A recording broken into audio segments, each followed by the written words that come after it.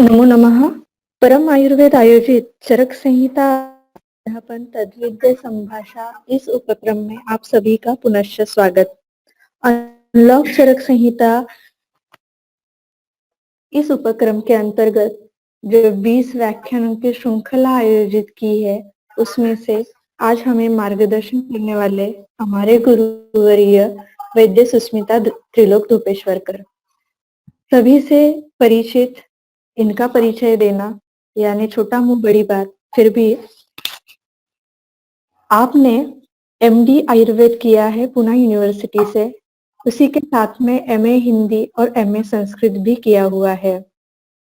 चिकित्सा का बहुत बड़ा संपन्न अनुभव आपके पास है। आपने विजिटिंग वैद्य इस तौर पे कर्जत में भी काम किया है और work as assistant cancer research project at BSDT cancer research hospital Wagholi, work as an assistant Vaidya and later consultant Vaidya at Panchakarma Department of Nanal Hospital, Pune. Work as associated with Hardikar Hospital. Work as consultant in Radhakrishna Dharmartha Ayurved Rugnalaya. Work as consultant Vaidya in Ayurved Department of Dinanath Mangeshkar Hospital. Working as a consultant Vaidya at Punarvasu Chikitsalaya, Shivajinagar, Pune. Now running your own Panchakarma Chikitsalaya at on a well-developed Ayurvedic clinic just parallel to daycare unit. And you have handled many types of casualties and emergencies since 1992. A very sincere volunteer and promoter to propagate Ayurveda. Efforts taken to this area are regular student health checkup program, regular lectures and therapeutic management for those students at free of cost, regular clinical education to students and वैद्यस at panchakarma चिकित्सालय औंध। इसी के साथ में आपने अध्यापन का भी काफी काम किया है। आपने गाडगे सर और वेलिंगर मैम के साथ में असिस्टेंट वैद्य का भी अनुभव आपके साथ में है। Work as research member in Triskandh Kosh project of Tilak Maharashtra, औषधिकरण एक्सपीरियंस भी आपके पास है। Work as a teacher in Tilak Maharashtra Vidyapeeth, also Vaidya Madhavacharya Gurukul of विद्यार्थी मित्र वैद्य मावा कोल्हटकर आयुर्वेद प्रतिष्ठान पुणे। मैं आपको विनती करती हूँ कि आज आप हमें बाल रोग में कर्मोपचार इस विषय पे मार्गदर्शन करें। धन्यवाद।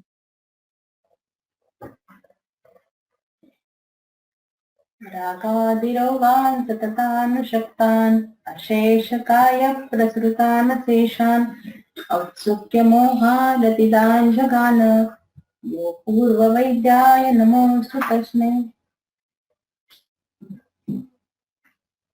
मेरे सब मित्र वर्ग, वैद्य वर्ग, आज हम बालक में कर्मोपचार कैसे करते हैं, क्या क्या करते हैं, ये देखने के लिए एकत्रित हुए हैं। अभी लॉकडाउन वजह से, कोरोना की वजह से घर बैठे बैठे हम सब इन लेक्चर्स का आस्वाद ले सकते हैं, अभ्यास कर सकते हैं। इसी से हम आज के व्याख्यान की शुरुआत करेंगे कि ये जो घड़ी आई है, ये 5-6 महीने कोरोना की वजह से सब हल्ला गुल्ला मचा है, पूरे देश में नहीं पूरे जग में। इसके पहले ऐसा कभी हुआ था क्या? हुआ था, लेकिन इतना बड़ा नहीं हुआ था। आगे होगा या नहीं होगा हमें मालूम नहीं, लेकिन होना ही ज्यादा संभव है। हमने आयुर्वेद में सीखा है कि जनक पदोद्भव से व्याधि होते हैं। जल, देश, काल, वायु, इनकी दृष्टि से बहुत सारे ऐसे व्याधि हो जाने की संभावना भविष्य में है। तो इसके लिए क्या करना है? हर एक व्याधि के लिए वैक्सीन निकालना, उसका टीका लगाना कितना योग्य है? मेरे बचपन में मुझे याद है ज्यादा टीका लगाते ही नहीं थे।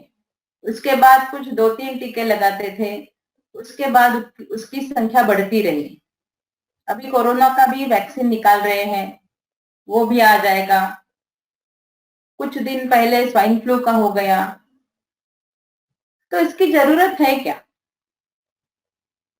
अभी सारे समाज में लक्षण देखेंगे, व्याधिग्रस्त लोग देखेंगे, तो उनको इसकी जरूरत है। लेकिन इसमें एक बात ध्यान रखना जरूरी है कि कौन सा भी व्याधि आ जाए, 50 आ जाने दो, 100 आ जाने दो, अगर आप में उनका व्याधि क्षमत्व है, व्याधि के साथ लड़ने की ताकत है, तो ऐसे कुछ वैक्सीन की जरूरत नहीं है। तो इससे हमें क्या समझ में आता है कि हमारा व्याधि क्षमत्व हमें बढ़ाना चाहिए। ये कैसे बढ़ाते सकते हैं? आयुर्वेद में इसका उत्तर हमें जरूर मिलेगा। और इसकी शुरुआत हमें बालक जब जन्म लेता है, जब बालक का जन्म होता है, उसके पहले से ही इसकी शुरुआत होती है। इसके लिए क्या बताया है? हमारे शास्त्र में बहुत सारी परिचर्याएं बताई हैं। डायरेक्टली हम विषय को ही शुरुआत करते हैं। नवजात बालक परिचर्या। बालक का जन्म होते बाद जात मात्र परिचर्या, उसके बाद नवजात बालक परिचर्या। पहले क्या करते हैं? उल्बम परिमार्जन, मतलब उसके पूरे शरीर पे जो लगा हुआ रहता है उल्ब, वो सैंधव और गुरुत्व से निकालते हैं, शोधन करते हैं। देखो इसके साथ सैंधव खुरदरा होता है, उसके कारण वो जल्दी से निकल सकता है, और गुरुत्व है, उससे स्नेहन होता है और बच्चे को कुछ हानि नहीं पहुंचती। उसके बाद क्या करते हैं? प्राण प्रत्यागमन, मतलब जन्म लेते ही बच्चा रोता है, उसके सारे अपने अपने जो कर्म होते हैं, अपनी अपनी जो सिस्टम्स होती है, जो उसके स्रोतस होते हैं, उनका काम शुरू होता है। तो हमारे ग्रंथकारों ने क्या बताया है? कर्ण समीप पत्थर बजाना। जब तक बालक पहली सांस नहीं लेता, तब तक वो बजाना है। वो आवाज सुनते ही वो रोने लगता है, सांस लेने शुरू करता है, तो हम कह सकते हैं कि बच्चा अभी अपने आप जीने के लिए समर्थ है। बाद में क्या करते हैं? हम श्लोक बोलते हैं। अंगात अंगात संभवसी, हृदयाद अभिजायसे, आत्मा वै पुत्र नामसी, स जीव शरदा शतम, शतायु शतवर्षोसी, दीर्घम आयु अवाप्नुहि, नक्षत्राणि दिशो रात्रि, अहश्चत्वभिरक्षतु। ये आशीर्वाद पर श्लोक है। मेरे अंग से, मेरे आत्मा से, मेरे हृदय से, मेरे मन से तुम्हारा जन्म हुआ है, और मेरी इच्छा है तुम 100 साल तक जियो, 100 साल तक आयु, अच्छी आयु, दीर्घायु, निरोगी आयु पा। और उसके लिए नक्षत्र, दिशा, रात्रि सब तुम्हारा रक्षण करना चाहिए सबने। ऐसा ये आशीर्वाद पर श्लोक है। उसके बाद नाल छेदन करते हैं, नाभि से 4 अंगुल की दूरी पर नाल कर्तन करते हैं। बाद में स्नान बोला है, स्नेहन करके सुखोष्ण सिद्ध जल से स्नान कराना है। अभी इसमें बहुत सारे ट्रेंड्स मिलते हैं। कुछ हॉस्पिटल्स ऐसे हैं उसमें पहले ही दिन साबुन लगा के गर्म पानी से टब में स्नान कराते हैं। कई हॉस्पिटल में ऐसे देखा जाता है कि 5-6 दिन तक उसको स्नान ही नहीं करता। लेकिन स्नान कराना जरूरी है, स्नेहन भी जरूरी है, क्योंकि प्रसव प्रक्रिया में बालक को जो कष्ट होते हैं, बाहर आने में जो उसको कष्ट होते हैं, उसका परिमार्जन स्नेहन से और बाद में गर्म पानी के स्नान से वो कष्ट का परिमार्जन होता है। उसको बाद में अच्छी नींद आती है। इस कष्ट के परिक्रमा में कभी कभी ऐसा होता है कि उसका सिर दब जाता है, अंदर ज्यादा देर रहने के कारण तालू अवनत हो जाती है, तो उसके कारण उसके सिर पर पिचू रखना चाहिए। तेल का पिचू रखना जरूरी है। अगर गर्मी ज्यादा है, ग्रीष्म ऋतु है, तो घृत का पिचू भी हम कर सकते हैं। बाद में उसको पहले ही स्तन्यपान नहीं देना है। उसको पहले क्या देना है? बुद्धि आयु वर्धन के लिए लेहन देना है। अब ये लेहन तो सभी शास्त्रकारों ने बताया है, ग्रंथकारों ने बताया है, लेकिन कश्यप ग्रंथ में लेहन का एक विशेष अध्याय है। मैं पहले ही ये बताना चाहती हूँ कि इसमें जरूर ग्रंथकारों के अलग अलग योग दिए हैं, पाठ दिए हैं, लेकिन मेरे व्यवसाय में लगभग 30 सालों से जो मैं कर रही हूँ, जिसका अनुभव मैंने लिया है, वो मैं आज आपको बता रही हूँ। इसका अर्थ ऐसा नहीं है कि यही एक देना है, दूसरा कोई इतना उपयोगी नहीं है, ऐसा बिल्कुल नहीं है। मैंने जो अनुभव किया है वो मैं आज आपको बताने जा रही हूँ। तो सुवर्ण, वचा और मधु, इसका लेहन पहले बच्चे को करना है। बाद में उसको मधु और सैंधव, वो उसकी जीभ पर घासने से उसको वमन होता है। इससे क्या होता है? उसका जो अवरुद्ध कंठ होता है, उल्ब उसने निगला है या उसके गले में, कंठ में कफ है, तो उसका शोधन इससे होता है। और ये अगर अच्छा हो जाए तो आगे उसको कुछ तकलीफ नहीं होती। कंठ का शोधन होता है, उसका स्वर अच्छा रहता है, उसका आचोषण अच्छा होता है, इसलिए उसको ये वमन कराना है। उल्ब अगर उसके पेट में रह गया तो बाद में उसको कामला जैसे लक्षण या द्रवमल प्रवृत्ति, छर्दी, ऐसे कुछ व्यापक दिखाई देते हैं। अभी जातक कर्म में यही करते हैं। मधु, घृत, अनंता, इसमें मधु और घृत की मात्रा असमान होनी चाहिए, वो तो आपको सबको मालूम है। दूसरे दिन क्या करना है? उसको लक्ष्मणा सिद्ध घृत वो देना है। स्तन्यपान उसको 2 दिन तक नहीं देना है, तीसरे दिन देना है। कई ग्रंथकारों ने ऐसा बताया है कि पहले दिन उसको स्तनपान दो। कुछ ग्रंथकारों ने बताया है कि उसको तीसरे दिन दे दो। अभी हमको मालूम है कि स्तन्यपान कितना महत्वपूर्ण है। मातुरेव पिबेत स्तन्यम तत् परम देह वृद्धये, ये तो हमको मालूम है। स्तन्य तो हमें देना ही है, लेकिन पहले 2 दिन नहीं देना है। दूसरे दिन उसको उसके हाथ पर जितना नवनीत बैठेगा उतना ही नवनीत देना है, और बाद में तीसरे दिन उसको स्तन्य देना है। तीसरे दिन क्यों देना है? इसमें माता का भी विचार है। माता को प्रसव काल में बहुत कष्ट होते हैं, वात प्रकोप होता है, उसके बाद उसका अग्निमंद होता है, और इसके कारण स्तन्य, गुरु, स्त्यान ऐसा होता है। अगर ऐसा स्तन्य बच्चा पिएगा तो उसको पेट में जरूर कुछ गड़बड़ हो जाती है, द्रवमल हो जाता है, हरे पीले रंग का द्रवमल हो जाता है।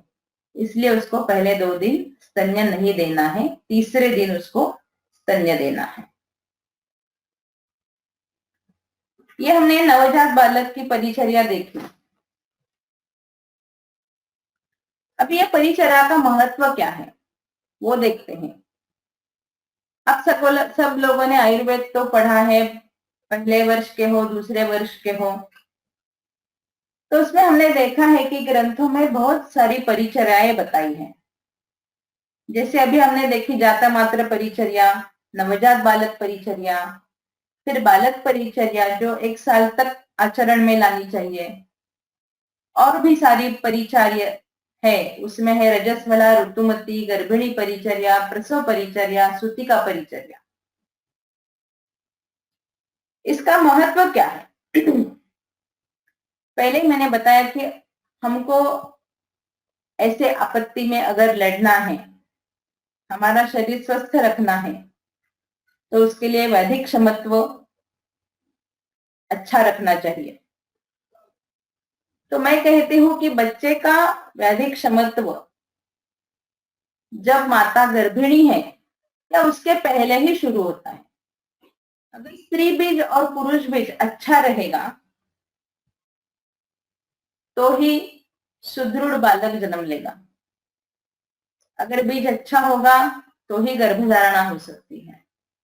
तो इस अच्छे बीज की पैदा होने के लिए, अच्छा शुक्र निर्माण होने के लिए, अच्छा स्त्री बीज निर्माण होने के लिए रजस्वला परिचर्या और ऋतुमती परिचर्या का महत्व है।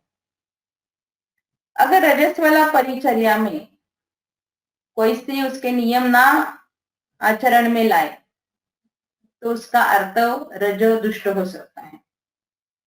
ऋतुमती परिचर्या में ऐसे बहुत सारे हमको संकेत दिए हैं, जैसे कि अगर ऋतुमती काल में स्त्री ज्यादा सोई, ज्यादा रोना आया उसको, तो उसका असर बच्चों के आंखों पर होता है।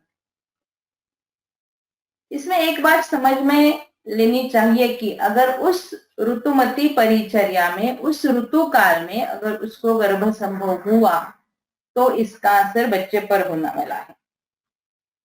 इसलिए ऋतुमती परिचर्या, रजस्वला परिचर्या, इसका महत्व है। गर्भिणी परिचर्या का तो हम समझ सकते हैं। गर्भिणी ने कुछ अपचार किए तो उसका असर तीनों पर हो जाता है। या तो गर्भिणी पर हो जाता है, उसका आगे का आयुष्य, उसमें कुछ खराबी आ सकती है, या तो गर्भ व्यापद हो सकते हैं। उसने ज्यादा प्रवास किया, ज्यादा श्रम किए तो पहले 3 महीने में ही गर्भस्राव हो सकता है। गर्भों को द्रव हो सकते हैं। और तीसरा है प्रसव प्रक्रिया में कुछ कष्ट होते हैं। अगर गर्भिणी ने परिचर्या का पालन नहीं किया, पहले 2 महीने में उसने ज्यादा श्रम किए, ज्यादा प्रवास किया, तो अभी हम सुनते हैं एक्टोपिक प्रेगनेंसी, ऐसे भी व्यापद हो सकते हैं। या प्रसव प्रक्रिया में उसको कुछ कष्ट होते हैं, फिर उसका शस्त्रकर्म करना पड़ता है।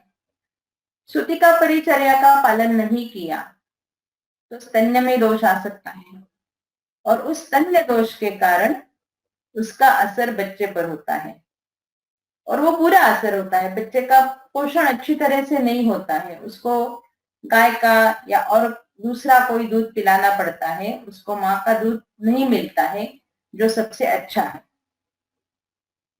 सूतिका परिचर्या में बोला है उसको हवा में मत जाना चाहिए, ठंडे से बचना चाहिए। अगर उसने इसका पालन नहीं किया तो आगे जाकर उसको संधिशूल जैसे लक्षण को पूरी जिंदगी भर उसको उसके कष्ट लेने पड़ते हैं। और ये अभी हमने देखा ये सारी परिचर्या कितनी महत्व की है। इसके साथ साथ हमारे शास्त्र में जो दिनचर्या, ऋतुचर्या या आहार विधि विधान, आहार विधि विशेषायतन, ये जो बताया है, इसका आचरण करेंगे तो हमको और वैदिक क्षमत्व बढ़ाने के लिए और कुछ कष्ट लेने की जरूरत नहीं पड़ती। अभी इस परिचर्या का और क्या महत्व है? मेरे हिसाब से ये एक प्रिवेंटिव ट्रीटमेंट है। भविष्य में होने वाले रोगों का संकेत परिचर्या में दिया होता है और इसलिए परिचर्या का पालन करना चाहिए। स्वास्थ्य निर्माण करना और स्वास्थ्य रक्षण करना, ये उसका महत्व का हेतु है। आरंभशूरता बहुत सारे लोगों में दिखाई देती है, लेकिन उसको आगे बढ़ाना, उसका स्थिरीकरण रहना, वो कंटिन्यू रहना, इसके लिए ज्यादा कष्ट उठाने पड़ते हैं। और परिचर्या का यही उद्देश्य है कि हम स्वास्थ्य निर्माण करें और जब तक हमारी आयु है तब तक उसका रक्षण करें। जनोपदोध्वंस जैसे जो व्याधि आते हैं, अभी हम लड़ रहे हैं कोरोना से, स्वाइन फ्लू से भी लड़े। ऐसे सारे व्याधि काल में इम्यूनिटी बढ़ाना, व्याधि क्षमत्व बढ़ाना, इसके लिए इस परिचर्या का महत्व है। आगे आता है, बहुत बड़ा प्रश्न है, इसमें बहुत सारे मतभेद हो सकते हैं, वो है वैक्सीनेशन। ये करना है या नहीं करना है? मेरे हिसाब से तो वैक्सीनेशन नहीं करना है। मैंने मेरे घर में बच्चों को वैक्सीनेशन नहीं किया है। मेरे पेशेंट को मैं बताती हूँ कि वैक्सीनेशन नहीं करना चाहिए, और आगे जाकर भी मैं यही कहूंगी कि वैक्सीनेशन नहीं करना है। बचपन से अगर हमने रसायन का प्रयोग किया, सुवर्ण प्राशन किया, सुवर्ण वचामत का सेवन किया, 1-1.5 साल तक अगर बच्चे को ये हम देते रहे, तो उसका उपयोग ये होता है कि आगे जाकर उसको कौन से भी वैक्सीन की जरूरत नहीं होती है।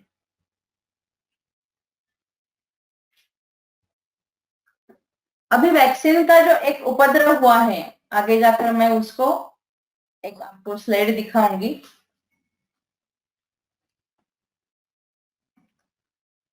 वैक्सीन से बचने के लिए शुरू में ही मैंने बताया कि 2 वैक्सीन थे, 4 वैक्सीन थे, अभी वो एक पूरा फुलस्केप भर जाएगा, इतने सारे वैक्सीन बच्चे को लेने पड़ते हैं। अगर हम अच्छे हैं, हम लोहे जैसे मजबूत हैं, तो कोई वैक्सीन की जरूरत नहीं है। तो इस वैक्सीन से बचने के लिए, और वैक्सीन का अर्थ ऐसा नहीं होता है कि वैक्सीन आपने लिया तो आप व्याधि प्रूफ हो गए, ऐसा नहीं होता है। वो लेने के बाद भी कुछ व्याधियों का सामना करना ही पड़ता है। और दूसरा ये भी अर्थ है कि अगर वैक्सीन नहीं लिया तो सब रोग आपको हो जाएंगे, ऐसा भी नहीं है। तो उससे बचने के लिए हम अगर बचपन से ही रसायन चिकित्सा, लेहन चिकित्सा शुरू करें, तो ये वैक्सीन लेने की जरूरत नहीं रहेगी। हमारे हिंदू संस्कृति में हम जानते हैं कि बहुत सारे संस्कार बताए हैं, वो 16 संस्कार है, 16। वो भी अगर आपने देखे तो आपको पता चल जाएगा कि ये गर्भधारणा से पहले से ही ये संस्कार बताए हैं। गर्भाधान विधि शादी के बाद ये किया जाता है, जिससे आगे आने वाली संतति अच्छी हो, सुदृढ़ हो, इसलिए ये संस्कार किया जाता है। पुंसवन विधि आप सबको मालूम है, वो माता में किया जाता है इच्छित संतति के लिए, और वो गर्भधारणा होने के बाद किया जाता है। सीमंतोन्नयन बच्चे के जन्म के बाद उसको जब बाहर निकालते हैं, वो है सीमंतोन्नयन। जातक कर्म हमने देखा। फिर नामकरण संस्कार है, 11वें या 12वें दिन बच्चे का नाम रखा जाता है। वो भी ग्रंथ में दिया है हमारे कि अगर लड़की है तो उसका 3 अक्षर का हो, लड़का हो तो उसका 4 अक्षर का नाम। बाद में निष्क्रमण, वो बाहर निकालते हैं उसको। हम यहाँ ऐसी परंपरा है कि भगवान को लेके जाते हैं। कर्णवेधन, दैवकृत छिद्र होता है दोनों कर्णपाली में, उसका अगर वेधन किया तो खून भी नहीं आता है, बच्चे को ज्यादा दर्द भी नहीं होता है। फिर 6ठे महीने में अन्नप्राशन विधि, तब तक वो 6 महीने तक या 8 महीने तक बिल्कुल स्तन्य पर ही अवलंबन रहता है। अन्नप्राशन 6ठे महीने में शुरू करते हैं। बाद में चूड़ा कर्म, पहले उसके बाल कटवाते हैं, मराठी में हम उसको जावड़ ऐसा बोलते हैं। तो पहले बच्चे के बाल काटते हैं। बाद में आता है 8वें साल में उपनयन, उससे बच्चे की शिक्षा शुरू होती है। पुराने जमाने में ऋषियों के आश्रम में जाकर अध्ययन करना शुरू करते थे। अभी 2 या 3 साल का बच्चा हो जाएगा तभी उसका शिक्षा का आरंभ करते हैं, उसको स्कूल में डालते हैं। अभी ऐसे सारे बहुत बच्चे आते हैं मेरे पास कि 3 साल का है, 4 साल का है और उसकी ऑनलाइन स्कूल चल रही है। बच्चों को वो बिल्कुल पसंद नहीं है। बहुत सारे बच्चों के साथ मिलजुल कर हंसना, खेलना, कूदना, इसके साथ साथ शिक्षा लेना उसको ज्यादा पसंद रहता है। तो पुराने जमाने में ऋषियों के पास जाकर वो सीखते थे 12 साल या 14 साल तक। और बाद में समावर्तन या समारंभ ऐसा एक संस्कार है, जब शिक्षा पूरी करके लड़का वापस घर आता है। उसके बाद है विवाह, गृहस्थाश्रम। विवाह का बाद गृहस्थाश्रम होने के बाद वानप्रस्थाश्रम, मतलब रिटायरमेंट। अभी आपका सब हो गया, काम हो गया, सब हो गया, अभी आप वन में जाके आराम करो, चिंतन करो, नाम स्मरण करो, ऐसा उसका अर्थ है।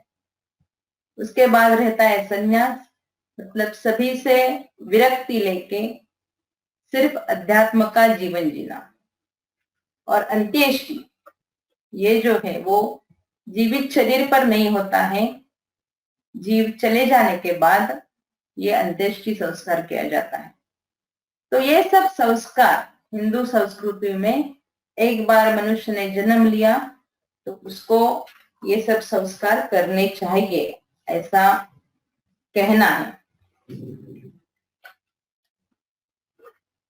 अभी हम देखेंगे कि बाल रोग की चिकित्सा में बाल रोग बहुत सारे हो सकते हैं, मतलब जात मात्र हो सकते हैं, नवजात हो सकते हैं, दंतोद्भेद जन्य हो सकते हैं, सहज हो सकते हैं। तो इस चिकित्सा के सिद्धांत ग्रंथकारों ने दिए हैं। उसमें क्या क्या है, बेसिक या मेन पॉइंट जो उसमें है वो है कि बच्चे को पहले कुछ दवा नहीं देना, उसकी मां को या धात्री को चिकित्सा देना है। हमने पढ़ा है अगर स्तन्य दोष है तो उसमें धात्री को या मां को वमन दिया जाता है। अगर बच्चे को कुछ दवा देने की जरूरत पड़ी तो बालक के कोष्ठ का विचार जरूरी होता है। उत्तेजक द्रव्य, तीक्ष्ण द्रव्य, क्षार द्रव्य बच्चे को नहीं देना चाहिए।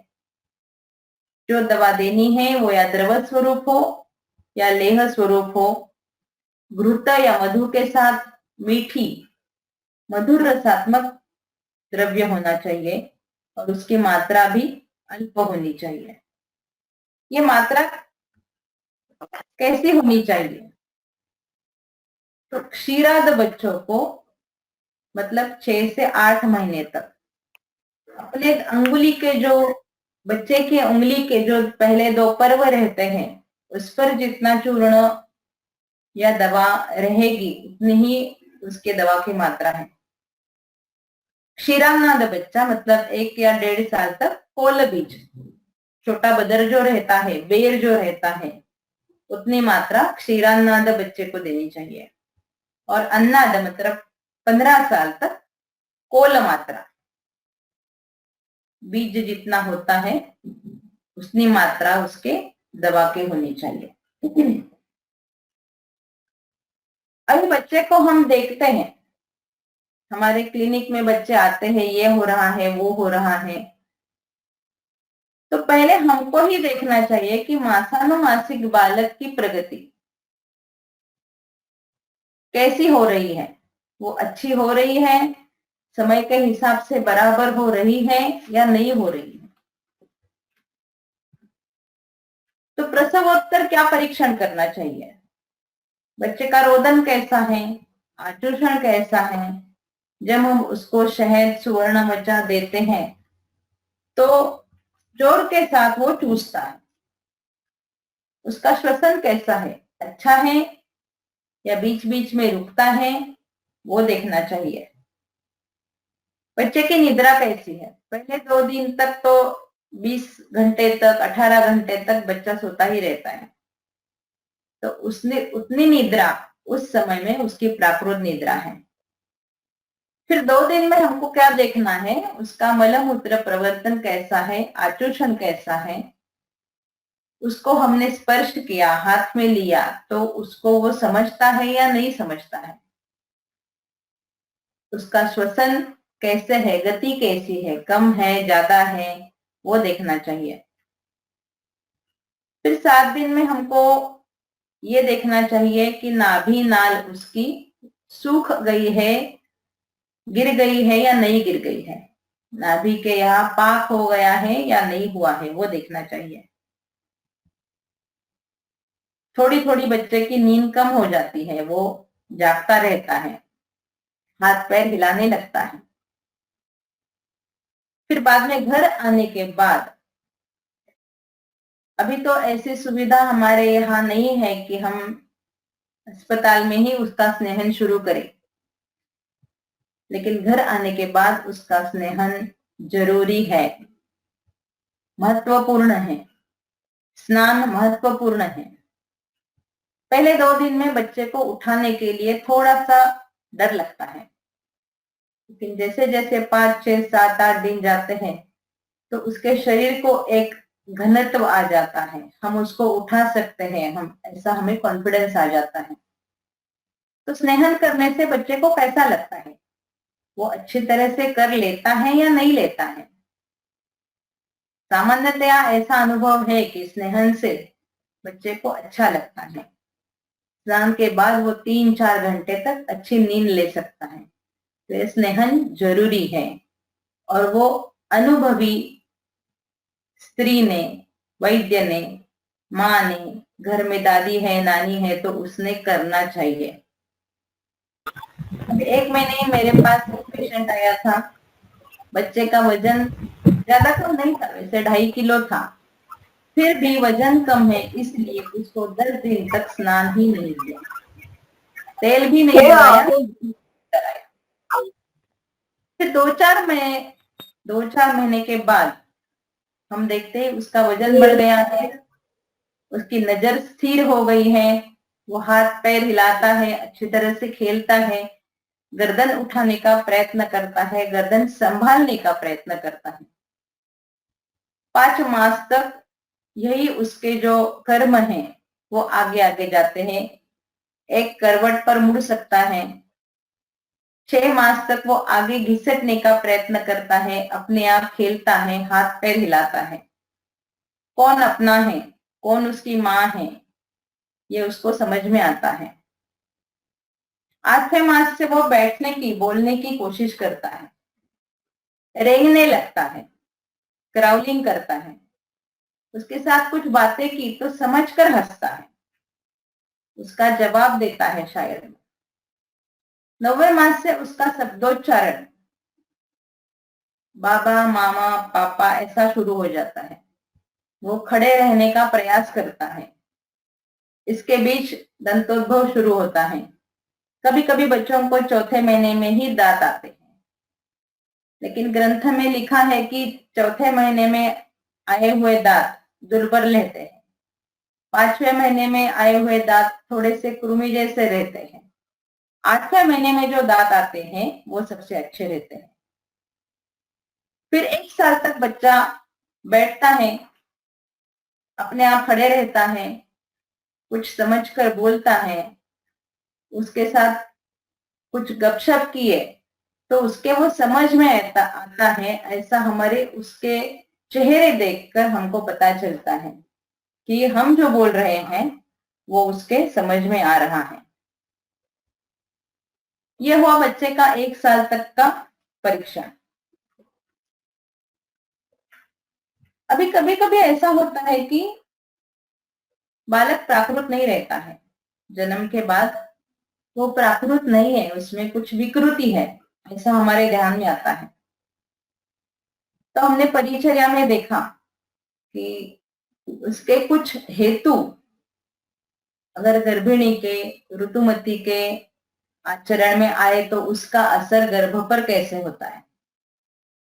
तो ये उसके उदाहरण है। अगर उसने नित्य शोक किया, कुछ उसको टेंशन है या घर में कुछ झगड़े हैं, तो संतान मतलब पैदा होने वाला बच्चा वो अपाचित रहता है, उसका पूरा पोषण नहीं रहता है। अगर उसने ज्यादा नींद ली, दोपहर में नींद, रात को नींद, सुबह देरी से उठना, ऐसा किया तो संतान में मंदत्व ज्यादा रहता है, तंद्रा में वो ज्यादा रहता है। अति मद्य सेवन किया, पहले इसको मुझे लगता था कि हमारे यहाँ ऐसा कौन मद्य सेवन करता है इतना बड़ा, स्त्रियां तो नहीं ज्यादा करती हैं, लेकिन अभी ये ध्यान में आया ग्रंथकारों का दूरदर्शित्व कितना है ये समझ में आ रहा है। बहुत सारे स्त्रियां मद्यपान करने लगी है। इसके कारण क्या होता है, अल्प स्मृति वाला या अनवस्थितत्व वाला बच्चा या लड़की संतान पैदा होती है। हम देखते हैं कि अभी ऑटिज्म के बहुत सारे पेशेंट दिखाई देते हैं। फॉरेन कंट्रीज में इसका परसेंटेज ज्यादा है, लेकिन हमारे यहाँ भी अभी ये बहुत सारे पेशेंट दिखाई देते हैं। तो बच्चे का जन्म होने के बाद हमको क्या परीक्षण करना है, दर्शन और स्पर्शन। दर्शन से क्या देखना है, शरीर का भार, उसका आयाम और विस्तार, लंबाई कितनी है उसकी वो देखना है, वो प्रोपोर्शन में है या नहीं वो देखना है। बाह्य स्रोतस मतलब नासा, नेत्र, कर्ण, गुद, मूत्र द्वार वो कैसा है, अच्छा है, प्राकृत है, नहीं है, वो देखना चाहिए। कभी कभी ऐसा होता है कि गुदा द्वार बंद रहता है, संकुचित रहता है, तो उसका परीक्षण पहले करना चाहिए। बाद में निरुद्ध प्रकर जैसे व्याधियों का भी हमें पता चलता है। जब बच्चा मूत्र परिवर्तन के समय रोता है, मूत्र प्रवृत्ति होती है, तो हमारे ध्यान में आता है कि उसका मूत्र द्वार छोटा है। नेत्र कैसे है, उसमें वक्रता है या नहीं वो देखना चाहिए। नाभिनाल कैसी है, सूखी है, उसमें पाक है, वो देखना चाहिए। उसका वर्ण कैसा है, प्राकृत है, अतिलोम है, अलोम है, वो देखना चाहिए। कभी कभी सदंत जन्म वो भी दिखाई देता है। केश का तो हम ऐसे कुछ कह नहीं सकते, किसी बच्चों को कम होते हैं, किसी को ज्यादा होते हैं, लेकिन सदंत जन्म ये एक विकृति है। स्पर्शन से क्या देखना है, उसकी त्वचा कैसी है, स्निग्ध है, खुरदरी है, वो देखना चाहिए। तालु कैसी है, इसका परीक्षण करना बहुत जरूरी है। मतिमंद बालकों में अगर आपने तालु को स्पर्श किया तो वो कठिन लगती है। नॉर्मल या प्राकृत बच्चों में वो बहुत ही मृदु होती है।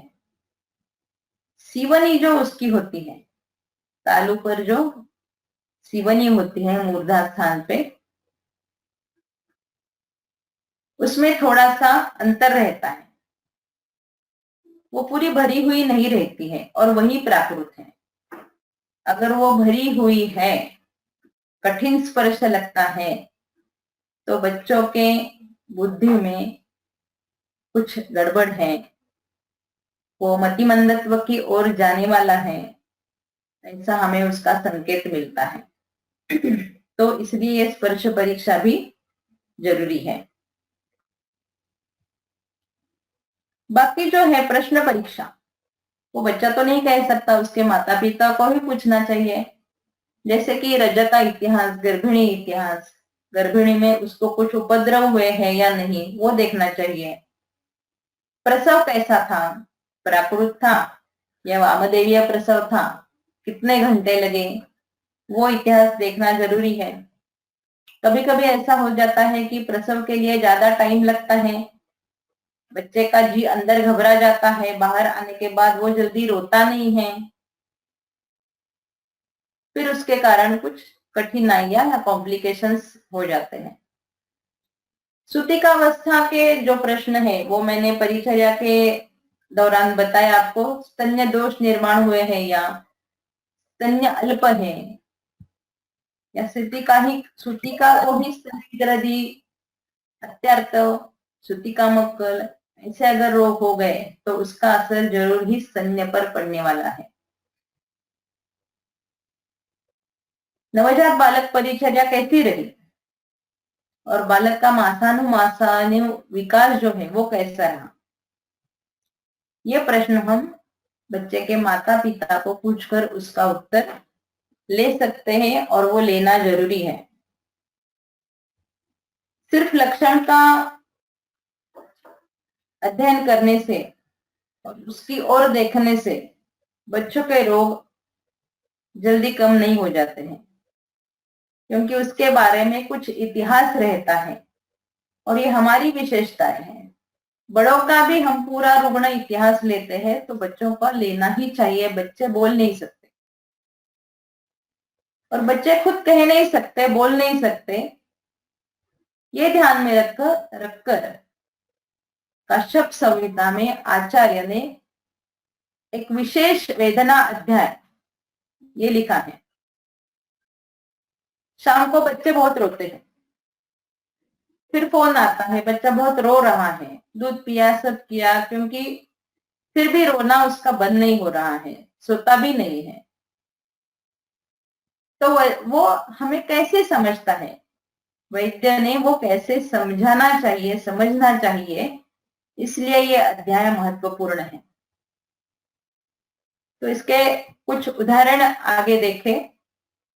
अगर उसको सिर में दर्द है, उसको कुछ शिरोरोग है, तो वह सिर हिलाता है, आंखें बंद करके रोता है, उसको निद्रा मतलब नींद नहीं आती और स्तन्य भी नहीं पीता है। अगर उसके कान में दर्द है तो कान को बार बार हाथ लगाता है। अगर उसको मुख रोग है, अभी इसको इतने छोटे बच्चे को मुख रोग क्या होगा, प्रायः वो स्तन्य की दृष्टि से होता है। अभी मेरे पास एक सूतिका आई थी, 2-2.5 साल का बच्चा है, स्तन्य पीता ही नहीं है। शहद दिया तो शहद लेता है, अच्छी तरह से लेता है, लेकिन स्तन्य पीता ही नहीं है। फिर मैंने उसको बोला स्तन्य निकालो और आप इसका रस कैसा है वो देखो। वो बोली वो नमक जैसा है, लवण रस उसमें ज्यादा था, इसलिए बच्चा वो नहीं ले रहा था। कुछ दोष है तो बच्चे को मुख रोग या अंदर उसको खुरदरा लगता है, जलन होती होगी, वो स्तन्य द्वेष करता है। अगर उसको कंठ रोग है तो छर्दी मतलब दूध पिया तो बाहर निकालता है, उसको बुखार आता है, उसको मल प्रवर्तन अच्छी तरह से नहीं होता है। ज्वर है तो उसके शरीर का स्पर्श उष्ण रहता है, जृंभा ज्यादा होती है और पैर ठंडे होते हैं। सामान्य तौर पर ऐसा लगता है कि अच्छा पैर ठंडे हैं ना तो अभी बुखार जाएगा, लेकिन ये बराबर उल्टा लक्षण है। अगर पैर ठंडे हैं तो बुखार बढ़ता है, ये ध्यान में रखना चाहिए। उदरशूल है तो बच्चा रोता है, उसका पेट फूला हुआ रहता है, उसको पसीना आ जाता है। तृष्णा ये ज्यादा देखा नहीं जाता, फिर भी ग्रंथकारों ने दिया है। मूत्र पृच्छ रुद्ध प्रकोष्ठ है, मूत्र द्वार उसका संकुचित है तो सशूल मूत्र त्याग, सकंप मूत्र त्याग और उसके होठ दबाकर मूत्र त्याग करना। बचपन में घर की दादी नानी कहते थे कि होठ मत दबाओ, कुछ बीमारी आगे है, होठ मत दबाओ। नेत्र रोग है तो नेत्र मल ज्यादा निकलता है, नेत्र आरक्त हो जाते हैं। पित्त दुष्ट स्तन्य है तो नेत्र आरक्त हो जाते हैं, कफ दुष्ट स्तन्य है तो नेत्रमल ज्यादा निकलता है। अगर स्तन्य गुरु है, साम है, अपदुष्ट है तो बच्चे को द्रवमल प्रवृत्ति, ग्लानि और वैवर्ण्य, बच्चा अच्छा नहीं दिखता है। छोटा बच्चा जैसे प्रसन्न दिखना चाहिए वैसा नहीं दिखता है। तो ये वेदना अध्याय सामने रख के अगर हमने बच्चे का परीक्षण किया तो बच्चा स्वस्थ है या नहीं है ये हमारे ध्यान में आ जाता है। प्रायः सबके लिए जो स्वस्थ की व्याख्या दी गई है, समदोषः समाग्निश्च समधातु मलक्रियः प्रसन्न आत्मेन्द्रिय मनः स्वस्थम इति अभिधीयते। अभी बालक में इसका परीक्षण कैसा करेंगे? तो छोटे बच्चों में 2, 2.5, 3 महीने तक उसकी क्षुधा कैसी है, 2-2.5 घंटे के बाद उसको स्तन्य का मिलना जरूरी है, देना चाहिए। तो उसको उतनी जरूरत पड़ती है या नहीं, उससे हमें उसकी क्षुधा का पता चलता है। दिन में 15-16 घंटे वो सोता है या नहीं, वो ध्यान देना चाहिए। उसका मल प्रवर्तन दिन में 2 बार, 3 बार, 4 बार होना है, जरूरी है। हो गया तो उसमें वो थमने के लिए कुछ दवा नहीं देनी चाहिए। मूत्र प्रवर्तन भी बार बार होता है, वर्षा ऋतु में ज्यादा बार होता है। उसके रिस्पॉन्स कैसे है, मतलब प्रतिक्षिप्त क्रिया कैसी है?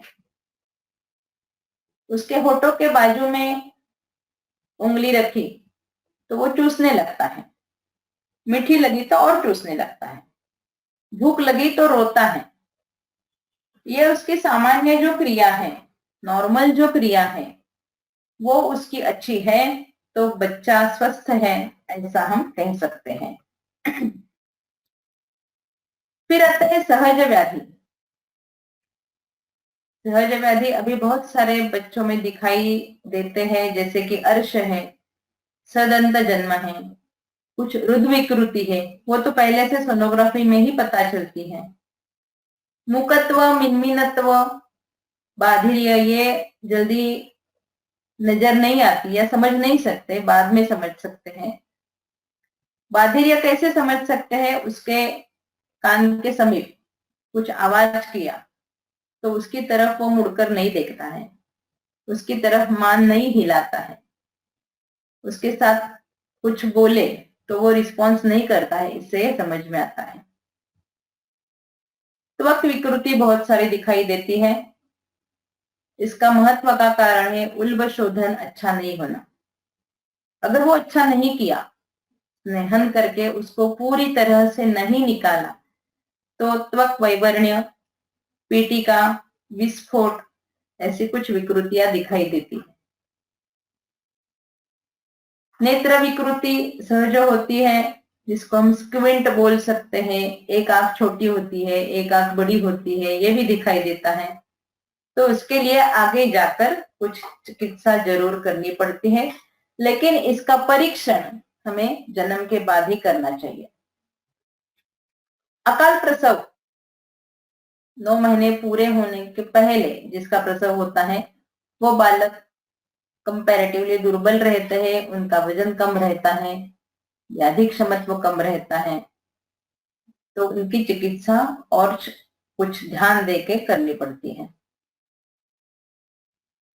बाद में ये जो स्लाइड में आपको दिखाई दे रहे हैं वो जन्म के बाद समझ में नहीं आते हैं, थोड़ी देर के बाद, थोड़े महीने के बाद, थोड़े सालों के बाद समझ में आते हैं, लेकिन उसका बचपन से ही इलाज करना जरूरी है। जैसे कि स्मृति मांद्य, बुद्धिमांद्य, चंचलत्व, गौरव और मानसिक असंतुलन।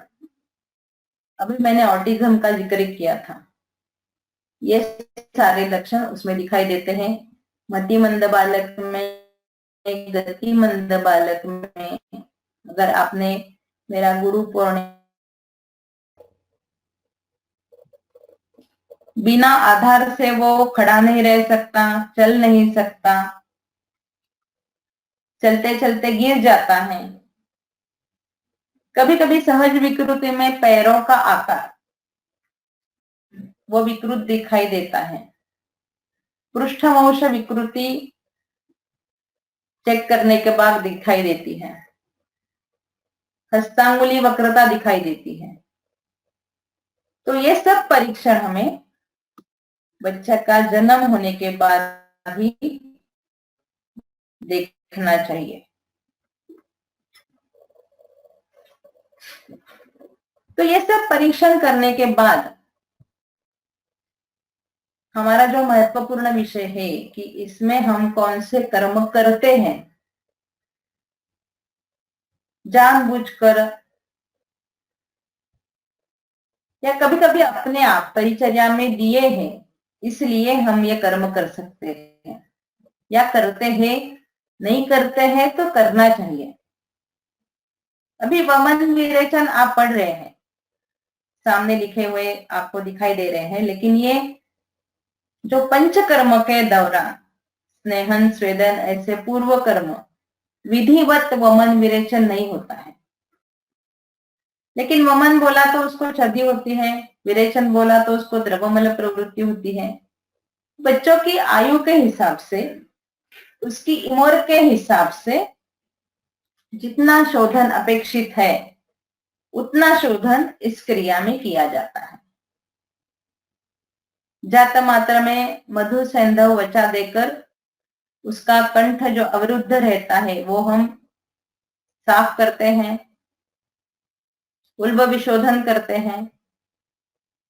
अभी दूसरा विरेचन, आगे इसकी स्लाइड है, फिजियोलॉजिकल जॉन्डिस, बहुत बार हम सुनते हैं। ये क्या होता है, क्या हो सकता है? अगर बच्चे ने कुछ उल्ब गर्भावस्था में या प्रसव प्रक्रिया में उसके महास्रोतस में गया, उसका प्रवेश हुआ, तो वो दोष युक्त होने के कारण उसमें नेत्र पीतता, त्वक पीतता ऐसे लक्षण दिखाई देते हैं। तो उसके लिए क्या करना चाहिए? ये ना हो इसलिए जन्म के बाद ही बच्चे को एरंड स्नेह और मधु,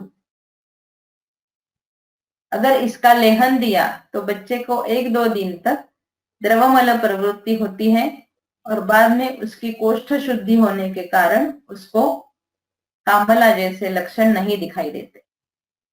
हमारे हिसाब से वो कामला नहीं होती है, दोषों के कारण, दोष महास्रोतस के अंदर जाने के कारण वो दिखाई देने वाला एक लक्षण है। शिरोपिचू हम जन्म के बाद रखते हैं तालू पर, सर्वांग स्नेहन, बाद में स्वेदन मतलब गर्म पानी से स्नान, वो भी रोज करना चाहिए। नहीं किया तो क्या होता है, आगे हम एक फोटो देखेंगे। अभी नस्य कर्ण पूरण नाभिपूरण गुद पिचु, ये जैसे विधि ग्रंथ में बताए हैं उसके हिसाब से उतनी बड़ी मात्रा में दीर्घ काल तक नहीं कहते, लेकिन उसको जब हम स्नेहन करते हैं, सर्वांग स्नेहन के दौरान उसके नाक में तेल डालना, कान में तेल डालना, नाभि के ऊपर तेल डालना और गुद की जगह पर तेल रखना, तेल का पिचू रखना, तेल लगाना, उंगली से उसको स्नेहन करना, ये जरूरी है। अवगाह मतलब थोड़ा बच्चा बड़ा हो जाए तो उसको टब में या घर में जो बकेट रहती है उसमें गर्म पानी में उसको बिठाना चाहिए। ये हम घर में बैठे बैठे ये अवगाह कर सकते हैं। उद्वर्तन, स्नान के समय उसको साबुन के बदले उद्वर्तन लगाया तो वो अच्छा रहता है। उल्ब का शोधन, त्वक का स्नेहन, त्वक का वर्ण और त्वक का स्वास्थ्य, इसके लिए उद्वर्तन जरूरी है। धूपन, स्नान के बाद उसको धूपन कराना जरूरी है। वर्षा काल में, शिशिर काल में तो धूपन कराना जरूरी ही है। ग्रीष्म काल में, गर्मी के समय में हम थोड़ा धूपन करें तो भी चल सकता है। ये क्या होता है, धूपन से क्या होता है? धूपन से सूखने को, उसका जो आर्द्रता रहती है, स्नान के बाद आर्द्रता जो रहती है वो कम होने में उसकी मदद होती है। ये धूपन रक्षोघ्न भी है, तो उस हिसाब से दैव व्यपाश्रय या रक्षोघ्न, इसके लिए धूपन जरूरी होता है। और इसके कारण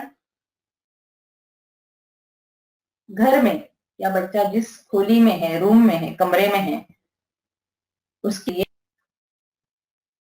अभी बहुत सारे ऐसे बच्चे दिखाई देते हैं, उसकी माताएं दिखाई देती है कि जिनको बच्चे को कैसे बांधना चाहिए, कपड़े में उसको कैसे बांधना चाहिए, ये नहीं आता है। बच्चा जब तक 9 महीने पेट में रहता है तो बड़े आराम से रहता है। बाहर आने के बाद उसको सब कुछ नया रहता है, उसको इनसिक्योर लगता है। तो इसके लिए उसको बहुत अच्छे ढंग से बांधना चाहिए। और दूसरा बंध है वो है उदर बंध, नाभि के यहाँ उसको एक बिल्कुल नरम वस्त्र की पट्टी तेल लगाकर उसके पेट को बांधना है। लगभग 6 इंच की जो पट्टी रहती है वो उसको बांधनी चाहिए। उसके कारण उसको जो आगमन रहता है बार बार बच्चे को, वो नहीं होता है। बहुत सारे लोगों की ऐसी तकरार होती है कि शाम को बच्चा ज्यादा रोता है, तो ये रोना उसके आगमन के कारण होता है और वो ना हो इसलिए उदर बंध जरूरी है। जैसे हम सूती कागा करते हैं वैसे बच्चे का भी करना चाहिए।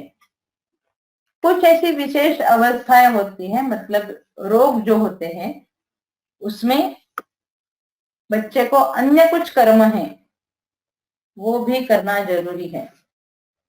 वो कौन से हैं?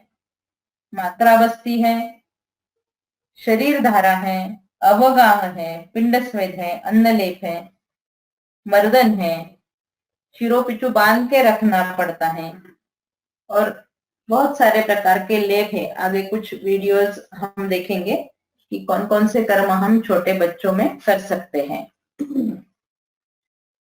फिजियोलॉजिकल जॉन्डिस का अभी मैंने बताया आपको।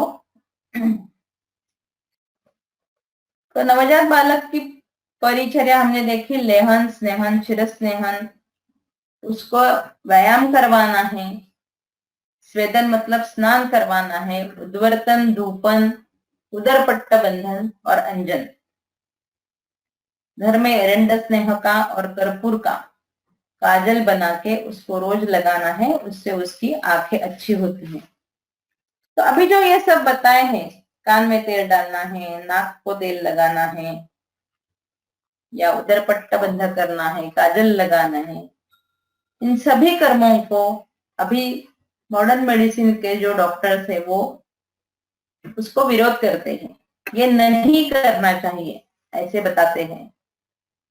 लेकिन मेरे हिसाब से अभी इतने साल का अनुभव देख के मैं बताती हूँ कि ये जरूर करना चाहिए।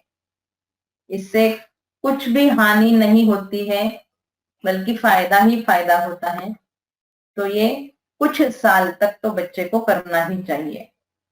1 साल तक उसको क्षीरपान, सुवर्णवचा लेह, अन्नप्राशन, अवलेह, स्नेहन, उद्वर्तन और व्यायाम, ये उसके लिए 1 या 1.5 साल तक जरूरी है। अभी सामान्यतया कौन से लक्षण लेके बच्चे आते हैं या बाल रोग के कारण वो क्लिनिक में आते हैं? तो पहला है वो जो हमेशा दिखाई देता है, वो है स्तन्याभावे रोदन। उसको स्तन्य की कमी होती है, वो बार बार रोता है। तो स्तन्य का परीक्षण करना चाहिए, स्तन्य की मात्रा कितनी है, वो दोषपूर्ण है या प्राकृत है, उसका परीक्षण करके अगर स्तन्य में कुछ दोष है तो स्तन्य शोधन के लिए मां को चिकित्सा देनी चाहिए। स्तन्य बढ़ाने के लिए उसको कुछ वैशिष्ट्यपूर्ण आहार बताना चाहिए। बार बार मल प्रवृत्ति होना, द्रव मल प्रवृत्ति होना, अगर उसके कारण कुछ रसक्षय के लक्षण दिखाई देने पड़े तो उसकी तरफ जरूर ध्यान देना चाहिए और उसके लिए कुछ दवा भी देनी जरूरी है। माँ को भी दवा देनी चाहिए और बच्चे को भी। मल का वर्ण कैसा है, गंध कैसा है, उसको अम्ल गंध है, दुर्गंध है, हरितवर्णी है, ऐसा कुछ है तो प्रायः स्तन्य में ही दोष दिखाई देते हैं। तो उसके लिए माँ को अगर चिकित्सा दे दी, स्तन्य शोधक गण में हमेशा देती हूँ। मुस्तावचाग्नि द्विनिशी द्वितिक्ता भल्लात पाठा त्रिपला विशाख्या कुष्ठम त्रुटि हेमवती च योनि स्तन्यामयघ्ना मलपाचनाश्च। भट सूत्र स्थान के 15वें अध्याय में ये द्रव्य है, तो उसका उपयोग करने से ये सब लक्षण कम होते हैं। स्तन्यपानोत्तर छर्दी अगर स्तन्य है तो वो दिखाई देती है। क्रियालपता अभी हमने वेदना अध्याय में देखा, उसके पेट में दर्द है, बुखार है, अजीर्ण है, तो उसमें क्रियालपता रहती है। रोज खेलने वाला बच्चा एक दिन ऐसा पड़ा पड़ा सा रहता है। फिर पहले 8-10 दिन में नाभि पाक हो जाता है। अगर नाभि नाल गिर नहीं गई, वो गीली रह गई, सूखी नहीं, तो वहां पाक हो जाता है, तो व्रण की चिकित्सा वहां करनी पड़ती है। व्रणशोधक तेल से पिच्चू रख के वहां बंध बांधना पड़ता है। नाभि तुंडी समझ में आने के लिए बोलेंगे तो अम्बिलिकल हार्निया। बच्चा अगर बहुत जोर से रोता है, बहुत बार रोता है, बहुत देर तक रोता है, तो ये नाभि टुंडी की समस्या दिखाई देनी पड़ती है। दूसरा एक कारण है इसके लिए, अगर उसको मलकाठिन्य है, मलकाठिन्य है तो ज्यादा प्रवाहन करना पड़ता है और उसके कारण नाभि टुंडी ऐसा दिखाई देता है। तो उसके लिए भी नाभि के ऊपर स्नेहन करके एरंड पत्र बांधकर वो बांधना चाहिए, वहां बंध बांधना चाहिए और जो कारण है वो कम करना चाहिए। अगर ज्यादा रोता है तो किस लिए रोता है? स्तन्य कम है इसलिए रोता है क्या? तो वो पूरा करना चाहिए। अगर मलकाठिन्य है, उसको बहुत प्रवाहन करना पड़ता है, तो उसको गुद स्नेहन करना चाहिए। गुद में एरंड स्नेह की वर्ती डालनी चाहिए और पेट में भी हम एरंड स्नेह और मध दे सकते हैं। असावरोध, सांस लेने में कठिनाई, अगर बार बार उसको सर्दी जुकाम हो जाता है तो सांस लेने में कठिनाई हो सकती है।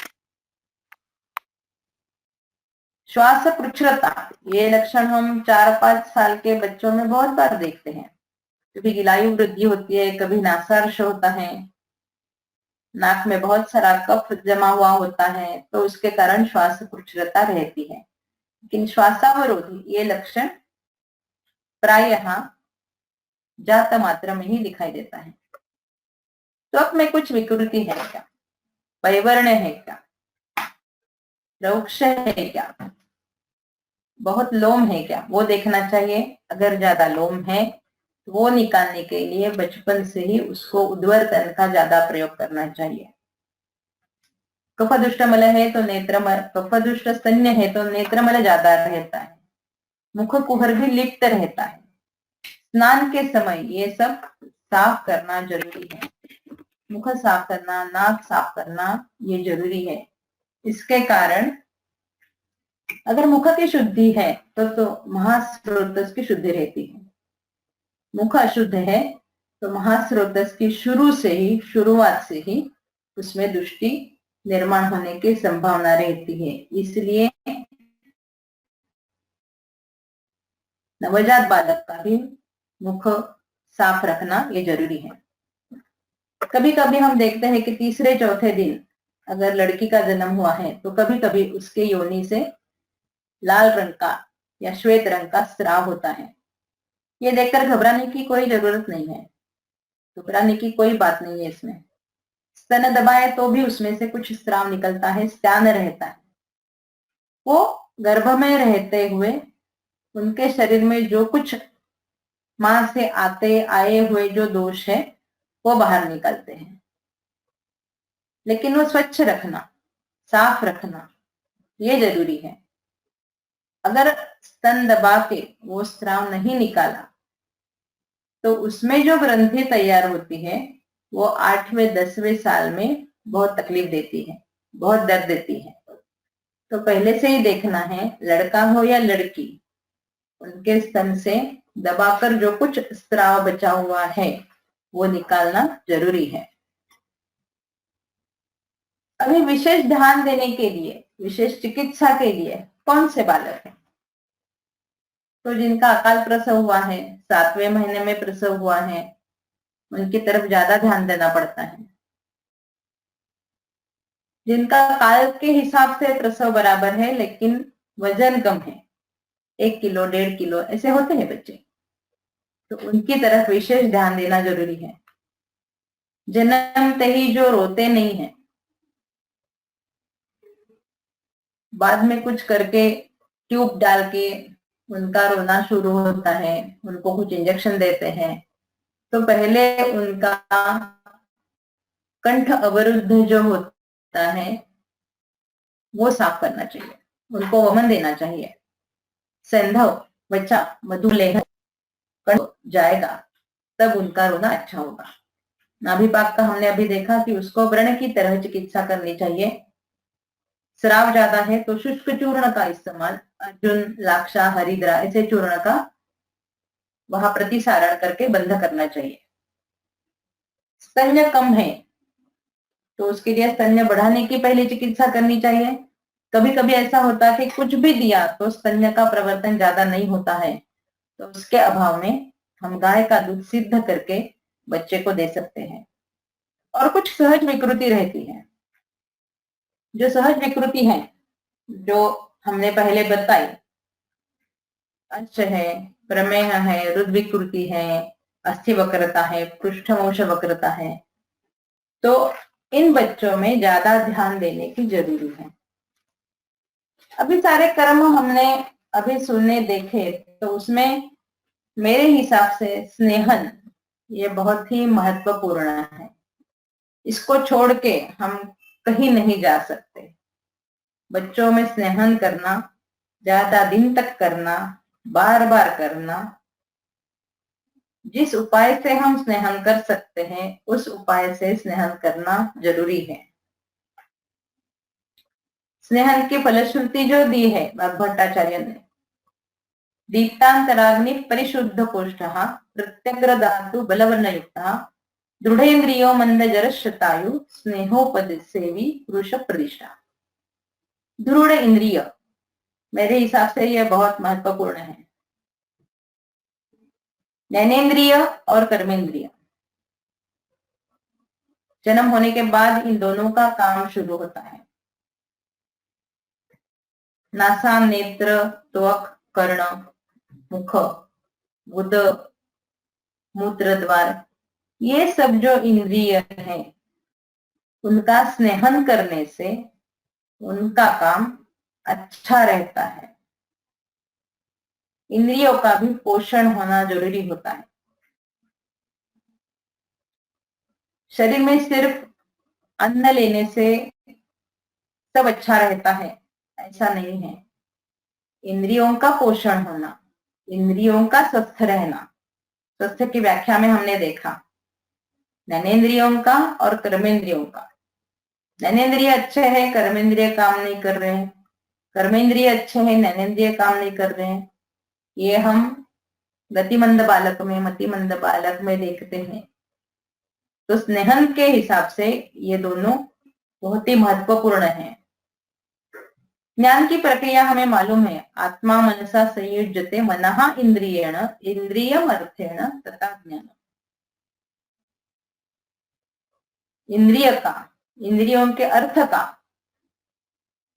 एक साथ व्यवहार हुआ तभी हमें ज्ञान होता है। इसलिए इनका पोषण करना बहुत जरूरी है और बच्चों में नवजात से लेकर हम स्नेहन से ये कर सकते हैं। अब यह स्नेहन कैसे होता है? अभ्यंतर भी होता है, बाह्य भी होता है। अभ्यंतरता कैसे? हम घृत देते हैं, वो दूध पीता है, स्तन्य पीता है, नवनीत देते हैं, तो इसके कारण अभ्यंतर स्नेहन उसका हो जाता है। कोष्ठ स्नेहन हो जाता है, अग्निदीप्ति हो जाती है। और बाह्य स्नेहन से क्या होता है? सर्वांग स्नेहन करते हैं, शिर स्नेहन करते हैं। और जो बहिर्मुख स्रोत मतलब नासा, कर्ण, हस्त, पाद, नाभि, इनको स्नेहन करने से, ये जो बहिर्मुख स्रोतस हमारे ग्रंथकारों ने बताए हैं, इनका स्नेहन करने से उनका क्रिया सामर्थ्य बढ़ता है। अभी स्नेहन नहीं किया, स्नेहन नहीं किया तो क्या होता है? एक फोटो दिखाती हूं मैं आपको। उससे क्या होता है? रुक्षता बढ़ती है। फोटो आगे देखेंगे। स्नेहन नहीं किया, अभ्यंतर स्नेहन भी नहीं दिया, बाह्य स्नेहन भी नहीं किया, तो बच्चे का मल ग्रथित होता है, रुक्ष होता है, उसको मल प्रवर्तन नहीं होता है। अभी आते हैं ऐसे बच्चे की 4 दिन, 5 दिन, 6 दिन मल प्रवर्तन नहीं हुआ है। इसका कारण है रुक्षत्व। अन्न पचन के लिए ज्यादा देर लगती है और उसका वायु ऊपर आने के कारण, उदावर्त के जैसा होने के कारण दूध पिया बाहर आया, दूध पिया बाहर आया, ऐसा होता है। और इसी कारण क्या होता है? बच्चे का पोषण अच्छी तरह से ना होने के कारण दुर्बल हो जाता है। हमें दूध अच्छा आता है, दूध पिलाती हूँ, लेकिन बच्चे का वजन नहीं बढ़ रहा है, वो एक्टिव नहीं है, ऐसे बोलने वाले लोग हमको दिखाई देते हैं। केवल खाना पीना इसके ऊपर बल नहीं रहता है, उसका शरीर को कितना भाग मिलता है, प्रसाद रूप भाग कितना शरीर को मिलता है, उसके ऊपर बल निर्भर है। तो जो कुछ बच्चा लेता है, स्तन्यपान करता है, दूध पीता है, क्षीरानाद बच्चा खाता है और पीता है, उसका हजम होने के कारण शरीर को अगर प्रसादभूत रस अच्छा मिला, उसका ज्ञानेन्द्रिय का, कर्मेंद्रिय का पोषण अच्छा हुआ, तभी वह बलवान रहता है।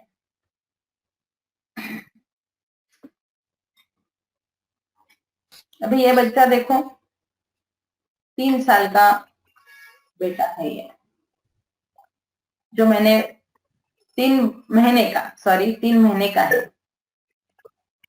उसको 10 दिन तक स्नान ही नहीं डाला।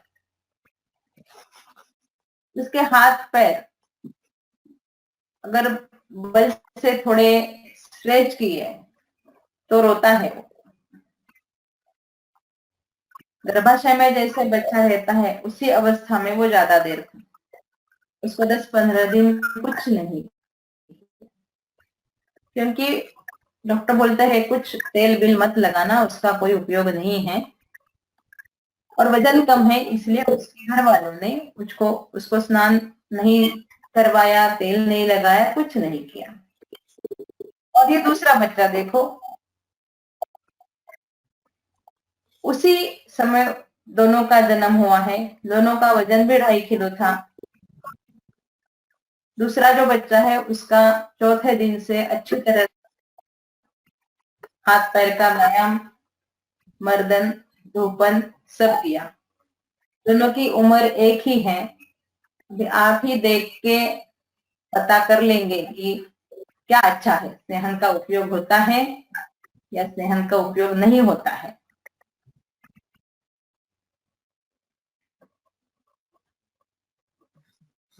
अभी देखेंगे कि छोटे बच्चे को 4 दिन के, 5 दिन के करना है। ये छोटा सा वीडियो है, स्नान के पहले उसको कैसे स्नेहन करना है। आप देख सकते हैं, वही बच्चा है जो अपने हेल्दी बेबी का अभी फोटो देखा।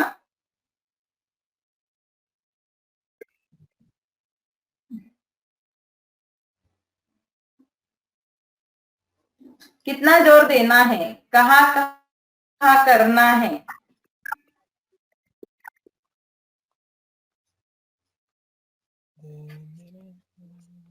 मुझे तंदी चाहिए।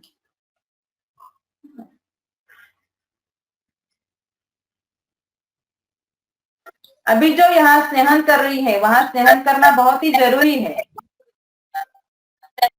वहां हमने देखा तो बहुत कठिन स्पर्श हमें लगता है, लेकिन वो स्नेहन करने से दूर हो जाता है। हाथ पैर हिलाना, गले को करना, ये सब जरूरी है। और कितने आनंद से वो करके लेता है, देखो हंस रहा है।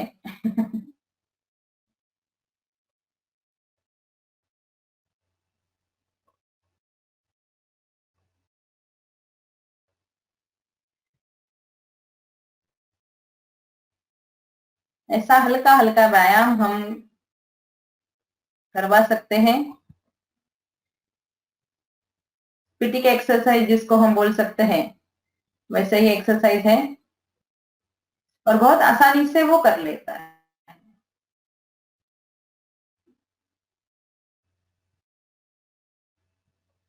तो सब पूरा 15-20 मिनट तक उसको स्नेहन करके बाद में उसको गर्म पानी से स्नान करवाना है।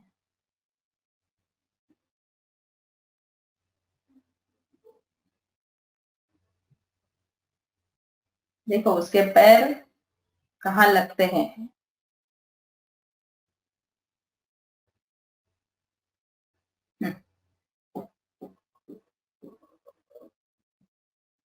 अभी ये बच्चा देखो, यमगर्भ में से एक था। पहले मेरे पास नहीं आया था, जब आया था तब वो 1.5 साल का था। उस समय वो बैठ भी नहीं सकता था, उसको कुछ सपोर्ट देके बिठाना पड़ता था।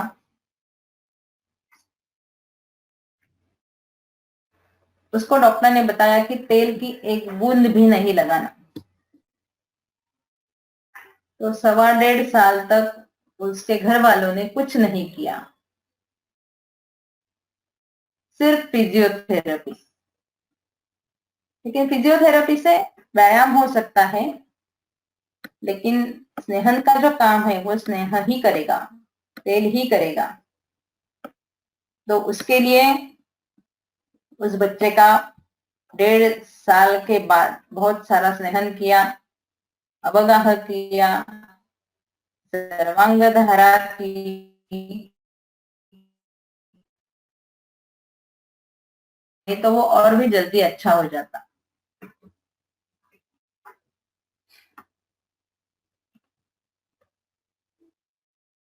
अभी मैंने आपको बोला स्नान के समय बच्चे को बकेट में बिठाकर अवगाह कर सकते हैं। तो ये है उसकी पद्धत, घर बैठे बैठे बच्चे को अवगाह करना। स्नान पूरा हो जाने के बाद बकेट में थोड़ा गर्म पानी लेके बच्चे को उसमें बिठाना है। आराम से बहुत आनंद लेते हैं उसका वो। जब तक पानी ठंडा ना हो जाए तब तक उसको गर्म पानी में बिठाना है। यह बच्चा बहुत कम वेट था उसका, जब आया तो 2 साल का था वो। अभी ये राइट साइड को आप देख रहे हैं, उसका अवगाह चल रहा है। वो द्रोणी में पूरा तेल है। बच्चे का कौन सा भी कर्म करते समय बहुत ध्यान से करना चाहिए। एक परिचारक होना चाहिए, एक वैद्य होना चाहिए उसको पकड़ने के लिए, क्योंकि स्नेह के कारण वो फिसल सकता है। नाक में आंख में अगर तेल गया तो और कुछ व्यापद हो सकते हैं, इसलिए बहुत सावधानी से वो करना पड़ता है। इसके साथ ऐसे बहुत सारे कर्म किए। अभी ये बच्चा ऐसा है।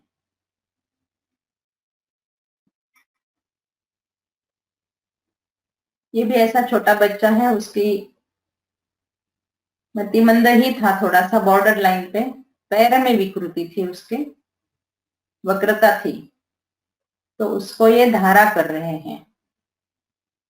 ये छोटा टेबल बनाए हैं स्पेशल बच्चों के लिए, छोटा। और ये धारा करने से इसको बहुत सारा फायदा हो गया है। इसको पक्षवत था,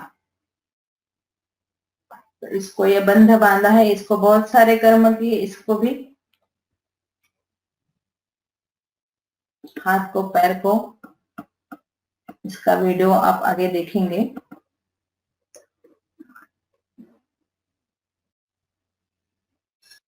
इसको दहन कर्म किया है।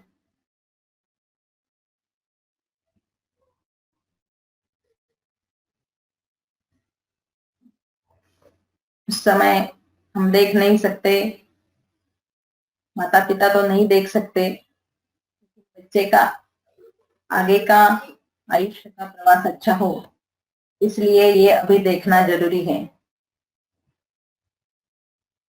इसका नतीजा आप आगे देख सकते हैं।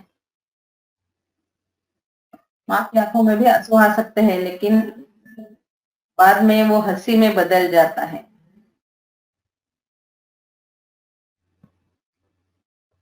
वही लड़की है,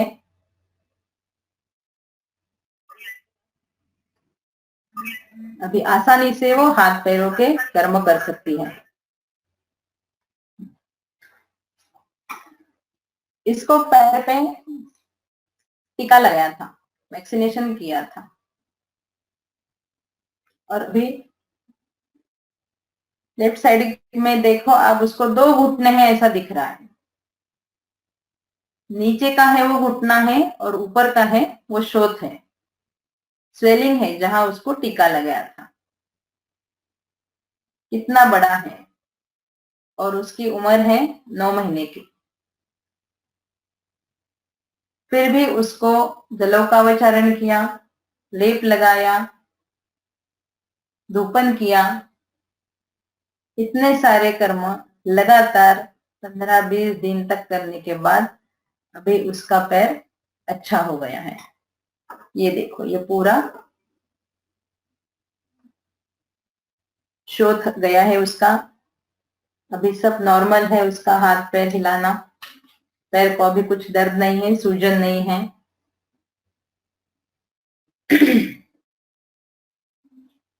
तो ये सारे कर्म हमने अभी देखे हैं। कभी हमको लगता है इतने छोटे बच्चे में ये कर्म करेंगे या नहीं करेंगे, लेकिन थोड़ा सा धीरज रख के, थोड़ा सा डेयरिंग करके ये हमें करना पड़ता है। अगर नहीं किया तो उसके जो नतीजा है, उसके जो परिणाम है, बच्चों को ही भुगतने पड़ते हैं। तो ऐसे सारे कर्म छोटे बच्चों में बहुत सावधानी से परिचारक को लेके,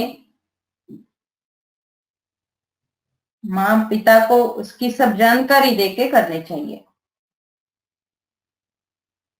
बाल रोग मतलब ऐसा नहीं है कि जो बालकों में ही होते हैं, कौन सा भी रोग बालक में हो जाता है, हो सकता है।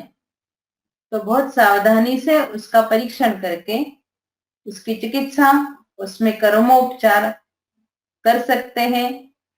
अभी तक बहुत सारे कर्म किए, उसका नतीजा भी अच्छा देखा है। इसलिए मुझे कहना है कि स्नेहन ये इसमें बहुत ही महत्वपूर्ण है, और स्नेहन के बहुत सारी कल्पनाएं हम इसमें यूज कर सकते हैं। 1 दिन के बच्चे से लेकर बड़े बच्चे तक कौन से भी प्रकार से हम स्नेहन कर सकते हैं, कितने बार कर सकते हैं, कौन सा भी स्नेह जो उसके बाकी लक्षण हैं, कब हुआ है, कैसे हुआ है, बच्चे की उम्र क्या है, ये देख के कौन सा स्नेह यूज करना है, वो देख के ये बहुत सारे कर्मोपचार हम बालकों में कर सकते हैं। धन्यवाद। धन्यवाद महोदया, बहुत ही सुंदर प्रेजेंटेशन और आपका मार्गदर्शन रहा।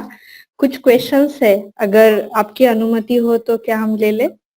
हाँ हाँ जरूर जी। विच वनस्पति इज लक्ष्मणा? लक्ष्मणा नाम का एक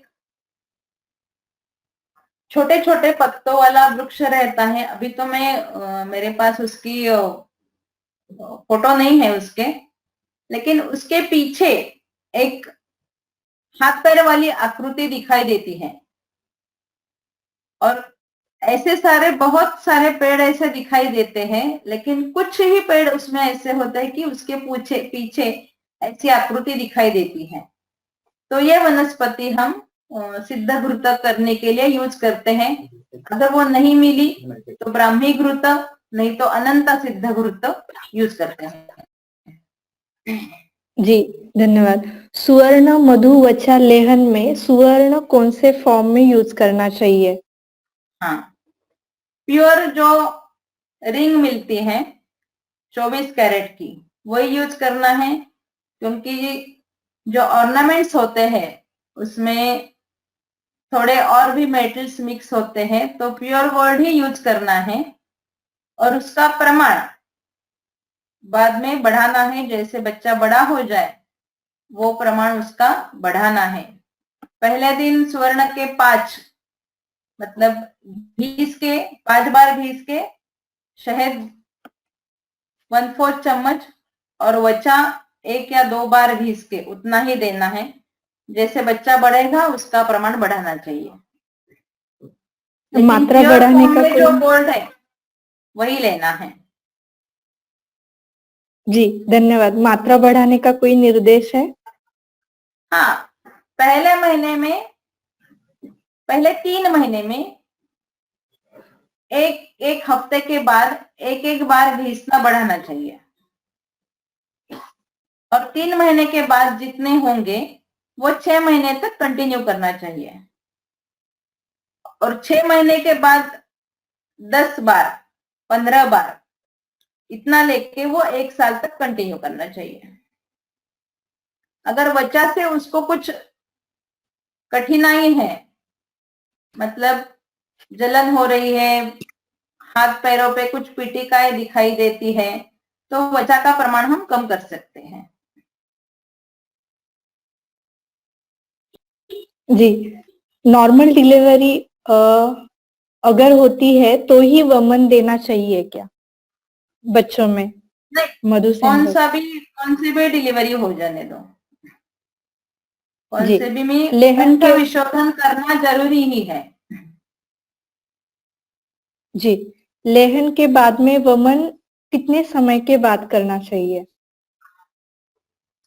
लेहन के बाद अभी तो हमारा अपना खुद का हॉस्पिटल डिलीवरी का नहीं है, इसलिए हम बता नहीं सकते। थोड़ा सा अच्छा अवसर दिखाने के बाद, देखने के बाद ही हम कर सकते हैं, लेकिन 15 या 20 मिनट के बाद देना अच्छा है। जी, बहुत बार ऐसा देखा जाता है कि बच्चे को दूध पिलाया जाता है, फिर अभ्यंग और स्नान किया जाता है, तो ये कितना सही है या क्या उसके लिए निर्देश है?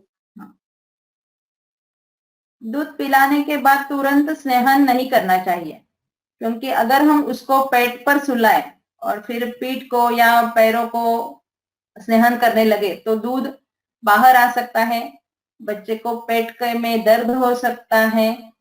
इसलिए बाद में दूध पिलाने के बाद आधे घंटे के बाद हम स्नेहन कर सकते हैं, तो अच्छी तरह से बच्चा भी कर लेता है। दूध पिलाने के तुरंत बाद नहीं करना है। जी, क्या पहले की तुलना में अभी बालकों में माइलस्टोन जल्दी होने लगे हैं और शारीरिक क्षमता कम हो गई है? आपका अनुभव क्या है? हो रहा है ऐसा, इसीलिए तो अभी बोला कि उनको जन्म से ही रसायन चिकित्सा शुरू करनी चाहिए। शारीरिक क्षमता उनकी बढ़ानी है, उसके साथ साथ बौद्धिक विकास भी उनका अच्छा होना चाहिए। बौद्धिक विकास के ऊपर ज्यादा ध्यान दिया जाता है, शारीरिक विकास की ओर कम ध्यान दिया जाता है। और इस शारीरिक विकास के लिए और बौद्धिक विकास के लिए, दोनों के लिए 1 या 1.5 साल तक उनका अच्छी तरह से स्नेहन करना और अच्छी तरह से उनका लेहन करना, और जो बच्चों को देने चाहिए ऐसे पदार्थ उनको खाने के लिए देना, ये जरूरी है। बचपन में ही अगर उनके अग्नि की दृष्टि हो गई, मंदाग्नि हो गया, तो आगे जाकर हम उतना 100% उसको ठीक नहीं कर सकते हैं। तो पहले से ही उसको अग्नि की तरफ ध्यान देकर उनकी चिकित्सा करना जरूरी है। जी, 5 साल के बच्चों में अगर दंतोत्भेद सदोष और दुर्बल हो गए हैं तो उसके लिए क्या करना चाहिए और जो पुनश्च दंतोत्भेद होंगे उसमें क्या खबरदारी या क्या चिकित्सा करनी चाहिए? इसमें आमतौर पर कृमि दंत ज्यादा होते हैं। कृमि दंत के लिए मुख कुहर की सफाई वो अच्छी होनी चाहिए। दंत धावन अगर अच्छी तरह से किया, 2 बार किया दिन में, आयुर्वेदिक दंत मंजन लेके किया। कभी कभी ऐसा आता है कि बच्चे वो खा जाते हैं, लेकिन आयुर्वेदिक दंत मंजन ऐसा होता है कि वो जो पेट में गया तो भी कुछ उससे हानि नहीं होगी, तो मंजन से ही करना है। और दांत आने के समय में अगर उनके मसूड़ों को नारियल तेल से स्नेहन किया तो दांत भी अच्छे रहते हैं, और जो दांत आते हैं वो सुदृढ़ ही आते हैं। कृमि दंत के लिए जैसे उनके लक्षण दिखाई देते हैं वैसी चिकित्सा करनी चाहिए। दंत मंजन के लिए जो हम दवा यूज करते हैं उसका काढ़ा बना के उससे मुंह धोना, उससे ही दांत धोना, ठीक है। ये सब हम कर सकते हैं। और पेट अच्छा देते हैं। इसमें एक ध्यान में देना चाहिए कि उनका आहार जो है वो कृमिवर्धक ना हो। वो कृमिवर्धक आहार दिया और एक बाजू में कृमि दंत के लिए चिकित्सा की तो उसका रिजल्ट 0 होगा। तो दोनों एक साथ ही करना चाहिए। कृमिकर आहार नहीं होना चाहिए, मतलब जो ज्यादा मीठा खाते हैं, दूध ज्यादा लेते हैं, दही लेते हैं, केला लेते हैं, वो नहीं देना चाहिए। जो कृमि की चिकित्सा करने से और दंत धावन का इस्तेमाल करने से ये समस्या दूर होती है। और दूसरे जो दांत आते हैं, पहले दूध के दांत गिर जाने के बाद जो दांत आते हैं वो अच्छे आते हैं। प्रसवोत्तर जो शोक, निद्रा और मद्य, इसका परिणाम बच्चों पर होता है क्या? समझ में नहीं आया। प्रसवोत्तर अगर शोक है, निद्रा का या मद्य का, इसका परिणाम बच्चों पर होता है क्या? वेग क्वेश्चन है, लेकिन शायद ये पूछना चाहते हैं कि माता अगर उसको शोक है या उसकी असम्यक निद्रा है या मद्यपान करती है तो बच्चों पे परिणाम होता है क्या, बालकों पर? पहले उसका असर स्तन्य निर्मिति पर होगा। शोक से स्तन्य की मात्रा कम रहेगी। मद्यपान ज्यादा है तो स्तन्य में पित्त दोष ज्यादा आएगा, पित्त दुष्ट स्तन्य रहेगा। अगर निद्रा ज्यादा है तो कफ दुष्ट या साम स्तन्य रहेगा। और स्तन्य दोष के कारण जो बच्चों में लक्षण दिखाई देते हैं वो जरूर दिखाई देंगे। इसलिए अभी हेतु परिमार्जन करना ये उस सूतिका के लिए जरूरी रहेगा। जी, हॉस्पिटल में 2-3 दिन फर्स्ट 2-3 डेज में फीडिंग देते हैं डब्बे का दूध, तो उस समय क्या कर सकते हैं? जितना हम उसको अवॉइड कर सकते हैं उतना करेंगे। इसलिए बोला कि हमारा अपना हॉस्पिटल जब तक नहीं हो जाता पूरे आयुर्वेद का, तब तक ये हम पूरी तरह से नहीं कर सकेंगे। लेकिन जो हमेशा आने वाले पेशेंट है उनको हम बताते हैं कि उसको स्तन्य नहीं देना है, सिर्फ शहद और सुवर्ण देना है, तो वो जितना हो सके उतना पालन करने का उसका प्रयास करते हैं। दूध नहीं दिया तो भी चलता है। जी, उल्बा सेवन से अगर त्वक दृष्टि होती है तो उसकी चिकित्सा कैसे करें? उल्ब सेवन से त्वक दृष्टि मतलब उल्ब का शाखा में उसके दोष गए हैं, तो उसके लिए मल शोधन द्वारा ही उसका किया जाता है। और स्थानिक करना है तो हम उसके लिए वर्ण्य वनस्पति से तेल सिद्ध करके उसका स्नेहन कर सकते हैं। एक मैंने बच्चा देखा था, चौथे महीने में उसको कुछ उसकी माता को प्रॉब्लम हुआ था और डिलीवरी के टाइम पे भी प्रॉब्लम हुआ था, कष्ट प्रसव हुआ था। और जन्म होने के बाद उस बच्चे की त्वचा जैसे मछली की रहती है वैसी त्वचा थी, पूरी खुरदरी और मछली जैसे ही उस पर स्केल्स दिखाई देते थे। तो हमने उस समय चौथे महीने का जो काढ़ा है गर्भिणी के मासानुमासिक वृद्धि में, उसका तेल बनाकर उसका स्नेहन किया था। उसके बस्ती भी दिए थे और मलशोधन के लिए उसको रोज दवा देते थे। तो करीब 6-7 महीने के बाद उसकी त्वचा पूरी तरह से नॉर्मल हो गई थी। इसलिए गर्भिणी का इतिहास जरूरी है। सिर्फ उल्ब सेवन से है या उसके लिए और भी कुछ हेतु है, इसके ऊपर ध्यान देना जरूरी रहता है। जी, what should be the basic principle while treating autism? While treating autism autism ये ऐसा एक व्याधि है कि थोड़ी देरी से हमें समझ में आता है। बच्चा स्वमग्न रहता है, हम जो बोलते हैं वो समझ में नहीं ले पा रहा है, ऐसा होता है। समझ में नहीं लेता है ऐसा मैं नहीं कहती, समझ में नहीं ले रहा है। तो उसके लिए अभी जो कर्म जो बताए हैं वो कम से कम उसमें से 70-80% कर्म करने पड़ते हैं। जैसे कि शिरोपिचु, ज्ञानेन्द्रिय का, कर्मेंद्रिय का स्नेहन, नस्य, और उसके साथ साथ बस्ती ये देना जरूरी है। उसमें इंद्रियों की विकृति, वात विकृति, उसको आकलन नहीं हो रहा है, वो अपने आप ही जो कुछ समझ में आ रहा है वो कर रहा है, ऐसा होता है। तो ज्ञान की प्रक्रिया जो हमने देखी, आत्मा मनसा संयुज्यते मनः इंद्रियण इंद्रियम अर्थेन, वो उसकी बढ़ानी चाहती। तो इसके लिए नस्य, कर्णपूरण, नाभिपूरण, शिरोपिचु, ये सब कर्म करने चाहिए। सिर्फ स्नेह का नस्य नहीं, तो बीच बीच में उसको वचा प्रधमन नस्य भी करना चाहिए। और उसके लिए हेतु क्या है ये देखना भी बहुत जरूरी है। हमारा एक प्रोजेक्ट था कि मतिमंद बालक में उनके हेतु क्या क्या रहते हैं। तो गर्भिणी अवस्था में, रजस्वलावस्था में बहुत सारे उसके हेतु मिल जाते हैं। कभी कभी बर्थ कंट्रोल जो टैबलेट्स रहती है उसके भी हेतु मिल जाते हैं।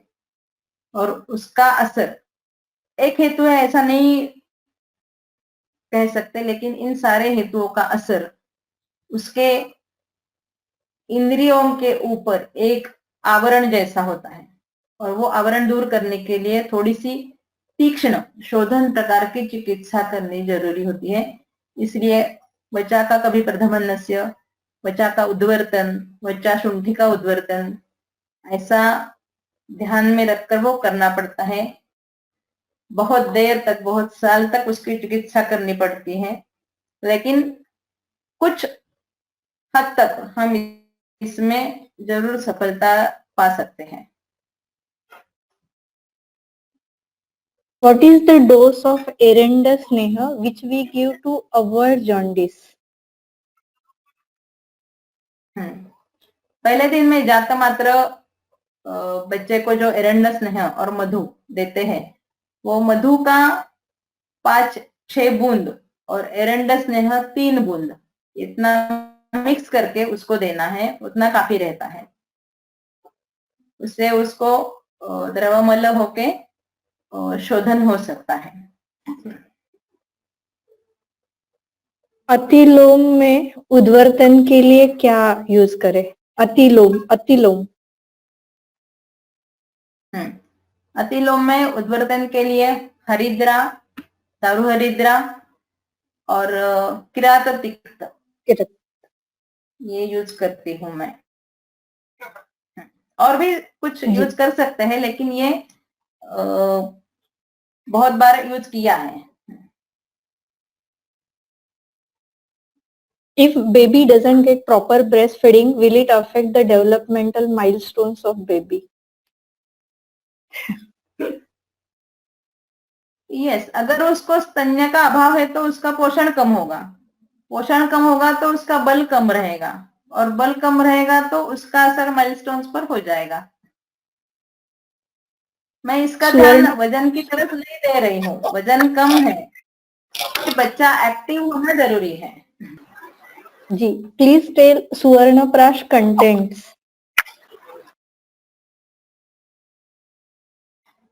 मैं तो सिर्फ मधु वचा और सुवर्ण इतना ही देती हूँ, बाकी कुछ नहीं डालती उसमें। लेकिन कल्याणक घृत, सारस्वत घृत, अष्टमंगल घृत, इसके साथ हम सुवर्ण घी के मधु के साथ दे सकते हैं। जी। बालकों में उन्माद हो तो स्नेहन कौन से तेल से करें? उन्माद? जी, स्नेहन के लिए पूछा है, स्नेह हाँ। द्रव्य। ब्राह्मी तेल से कर सकते हैं, नारायण तेल से कर सकते हैं, मौसी तेल से कर सकते हैं। उसमें भी उन्माद का प्रायः या प्रमुख दोष कौन सा है ये भी देखना चाहिए। पित्त दोष है, कफ दोष है या वात दोष है। इसके ऊपर द्रव्य और भी अलग अलग होंगे। इसमें मैं जी। ऐसा कह सकती हूँ कि द्रव्य कौन सा यूज करना चाहिए ये तो हम वैद्य के ऊपर छोड़ देंगे, क्योंकि लक्षण क्या है वो देख के वो कौन सा भी द्रव्य यूज कर सकता है। उसके पीछे चिकित्सा का विचार क्या है वो ध्यान में रखना ज्यादा जरूरी है। तेल घृत बहुत सारे आए हैं ग्रंथ में, ये सब तो नहीं यूज करके देख सकते हैं, लेकिन हम तो ऐसा ही करते हैं कि लक्षण कौन से है उसके हिसाब से द्रव्य लेकर उसका सिद्ध स्नेह बनाकर वो यूज करते हैं। जी, अस्थि विकृति में अभ्यंतर चिकित्सा देते समय क्या विचार करना चाहिए? अस्थि अस्थि विकृति विकृति। कौन से प्रकार की है? अस्थि मृदु है तो उसमें दाढ़ लाने के लिए बादाम अखरोट जैसा आहार्य द्रव्य, वौशलोचन जैसा औषधि द्रव्य यूज कर सकते हैं। अस्थि में वक्रता है तो उसके लिए स्नेहन पहले जरूरी है। उसमें अग्निकर्म का भी बहुत अच्छा उपयोग हो जाता है, पिंड स्वेद का उपयोग हो जाता है, जो साउथ इंडिया में अन्न लेप चिकित्सा करते हैं उसका भी बहुत अच्छा असर हो जाता है। वातज है तो ज्यादा स्नेह का जरूरी है, स्नेह बस्ती भी दे सकते हैं उसमें, सिद्ध स्नेह करके उसका बस्ती। नारियल तेल का भी बहुत अच्छा उपयोग होता है। लोक पुरुष साम्य सिद्धांत हम अगर ध्यान में रखें तो बादाम तेल, नारियल तेल इसका बस्ती के लिए, स्नेहन के लिए उपयोग कर सकते हैं, खाने के लिए भी कर सकते हैं। जी, हाउ कैन वी अंडरस्टैंड बाल ग्रह?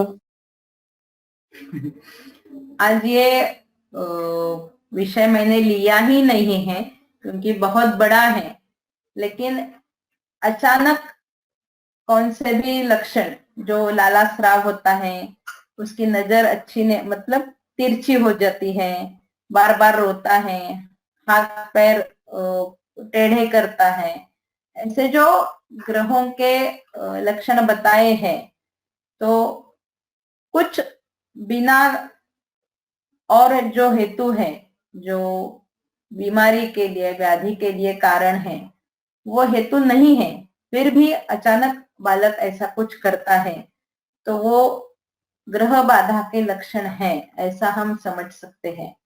लालास्राव और नेत्र विकृति ये उसमें ज्यादा ग्रह बाधा में दिखाई देते हैं ये लक्षण। और कभी ज्वर होता है, सोता नहीं है, अन्न नहीं लेता है, ये सब ग्रह बाधा के लक्षण होते हैं और एकाएक वो निर्माण हो गए तो वो ग्रह बाधा समझ सकते हैं। इसीलिए ही बोला है कि ग्रह बाधा ना हो इसलिए बच्चों के वस्त्र धूपन करके लेना चाहिए, रक्षोघ्न धूप घर में जलाना चाहिए। ऐसा भी कर सकते हैं, रोज उसकी रक्षा के लिए राम रक्षा स्तोत्र घर में बोल सकते हैं, तो ग्रह बाधा की शंका नहीं रहेगी या उसकी शक्यता कम रहेगी। जी, उसमें वो दुर्वा का हस्त पे धारण करने के लिए प्रयोग बताया है, तो वो कैसा करना होगा? फ्रेश ही लेनी होगी ना? हाँ, फ्रेश ही लेनी होगी, फ्रेश ही लेनी होगी। डेली।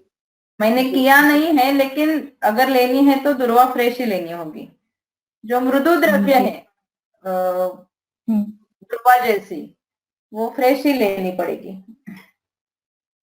जी, मूकबधिर बच्चों के लिए हम क्या चिकित्सा कर सकते हैं? मूक बधिर बच्चा अगर जन्म से है, कभी कभी ऐसा होता है कि बाद में हो जाता है, या सिर्फ मूकत्व है, मिनमिनत्व है, तो उसके लिए अच्छा उपशय मिलता है। सहज मूकत्व बाधिर्य के लिए हम कर्णपूरण, कवल गंडूश, जब उसकी उम्र का वो हो जाए तब, क्योंकि 5 साल के पहले वो नहीं करना है।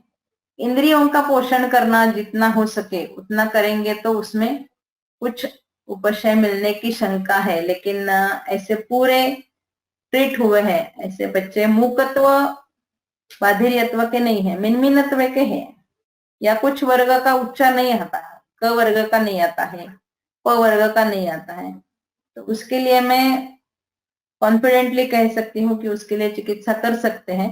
लेकिन मूकत्व बाधिर्य के लिए प्रयोग किया है, पूरी तरह सफल नहीं हुआ है।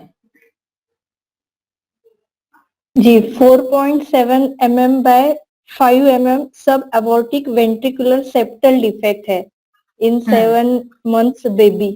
So इसका साध्यासाध्यत्व विचार पूछा है।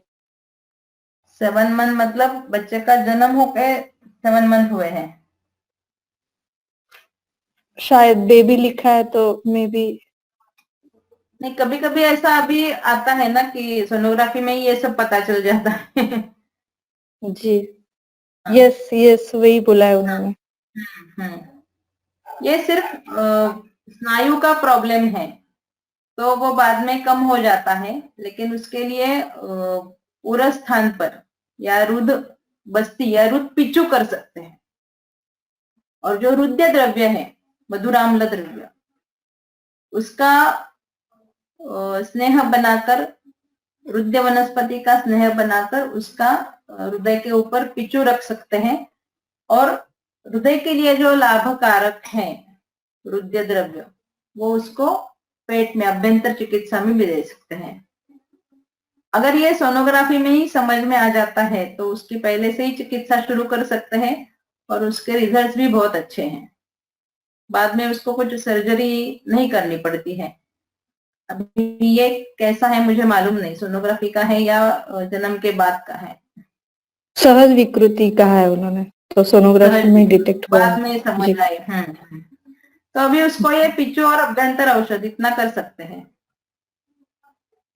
5 months बेबी दोनों साइड से दूध पीता नहीं है, पास लेने के बाद मुख दूर कर देता है, तो ये स्तन्य दृष्टि की वजह से हो रहा होगा क्या? हाँ, उसको स्तन्य की रस की परीक्षा करने के लिए बोलो। अभी जो मैंने एक उदाहरण बताया था कि लवण रस का स्तन्य था, तो बच्चा पीता ही नहीं है, निकाल के दिया तो भी मुंह फेर लेता है। तो और दोनों साइड में एक ही रस का स्तन्य हो ऐसा कुछ कंपल्शन नहीं है, अलग अलग हो सकता है। तो अगर स्तन्य का रस विकृत है, नहीं लेगा, ये हो सकता है। और स्तन चुचुक भी कैसा है वो भी देखना चाहिए। अगर वो अच्छा है बच्चा तो मुंह में पकड़ के ओढ़ सकता है तो ही वो लेगा, नहीं तो नहीं लेगा। जी, अंत के 3 क्वेश्चन। अगर बच्चा 1.5 kg का है at the time of birth और प्रेगनेंसी के 8 मंथ में उसकी डिलीवरी हो गई है, तो सर्वाइवल रेट पे कोई प्रॉब्लम आएगा क्या? अभी जो मैंने वीडियो दिखाया था वो वैसा ही था, तो उस हिसाब से अगर उसको पहले दिन से या घर आने के बाद बहुत सारे स्नेहन के प्रकार, अच्छा स्वेदन और रसायन दिया तो उसका सर्वाइवल रेट अच्छा है, हो सकता है मतलब। Most of the pediatricians suggest formula milk. Is it really important? Or please provide your opinion on formula milk. मैंने कभी वो यूज किया नहीं है, उसके बारे में मैंने ज्यादा पढ़ा भी नहीं है। अगर हो सके तो बाद में मैं पढ़ के आपको दे सकूंगी, लेकिन मैं किसी को सजेस्ट नहीं करती। अगर स्तन्य का अभाव है तो स्तन्य बढ़ाने के लिए पहले कुछ दवा देनी चाहिए, आहार देना चाहिए, और नहीं है तो देसी गाय का दूध ही मैं सजेस्ट करती हूँ। जी, अगर एक अम्बिलिकल आर्टरी मिसिंग है तो कुछ प्रॉब्लम आ सकते हैं क्या? अभी ये उसका डायग्नोसिस बताया, लेकिन उसके लक्षण क्या है वो अगर बताएंगे तो आगे क्या हो सकता है वो बता सकेंगे। Last question, how to decide औषधि मात्रा according to age and different kalpanas like churna, leha, vati, etc. in pediatric patients? वो कोल मात्रा, अर्ध कोल मात्रा जो बच्चों के 2 पैरों को जितनी लगती है वो तो ग्रंथ में बताया है, लेकिन व्यवहार में जब हम दवा देते हैं तो बड़े लोगों के लिए भी हम, अगर भस्म है, रसकल्प है तो उसकी मात्रा कम रहती है, चूर्ण है तो उसकी मात्रा ज्यादा रहती है।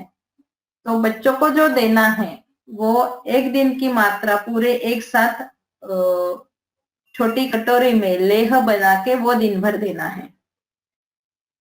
उसका असर वो मुहुर्मुहुर भी देने से प्राण पर भी उसका असर ज्यादा होता है, और एक बार अगर ज्यादा मात्रा दे दी तो उसको छर्दी भी हो सकती है। तो थोड़ी थोड़ी मात्रा में, भस्म है तो बिल्कुल ही कम, और चूर्ण है तो थोड़ी सी ज्यादा मात्रा में हम दे सकते हैं। उसका तौलना भी बहुत मुश्किल है जो उंगली को जितनी लगती है उतनी मात्रा, ऐसा ही हम कह सकते हैं, मिलीग्राम में भी नहीं कह सकते। अगर घीस कर देना है तो बता सकते हैं 2 बार घीसो, 5 बार घीसो, 10 बार घीसो, लेकिन ग्राम में या मिलीग्राम में बताना इतने छोटे बच्चों की मात्रा वो भी बहुत मुश्किल है। जी, बहुत ही सुंदर मार्गदर्शन। और भी क्वेश्चंस है लेकिन अभी समय की अनुपलब्धि और आपका भी समय हम ले रहे हैं, तो आज का व्याख्यान यहीं पे हम समाप्त करते हैं। किसी भी व्याख्यान की यशस्विता शंकों से या प्रश्नों से होती है। इतने सारे प्रश्न यही दर्शाता है कि आपका व्याख्यान सभी वैद्यों के पास ढंग से पहुंचा है और सब उस पर विचार कर रहे हैं और अपने चिकित्सा में इसका प्रयोग करेंगे। तो आपके ये मौलिक मार्गदर्शन के लिए पुनश्च बहुत बहुत धन्यवाद, और आपसे ऐसे ही गुरु कृपा बनी रहे और मार्गदर्शन मिलता रहे। धन्यवाद। धन्यवाद जी, आप सभी का धन्यवाद।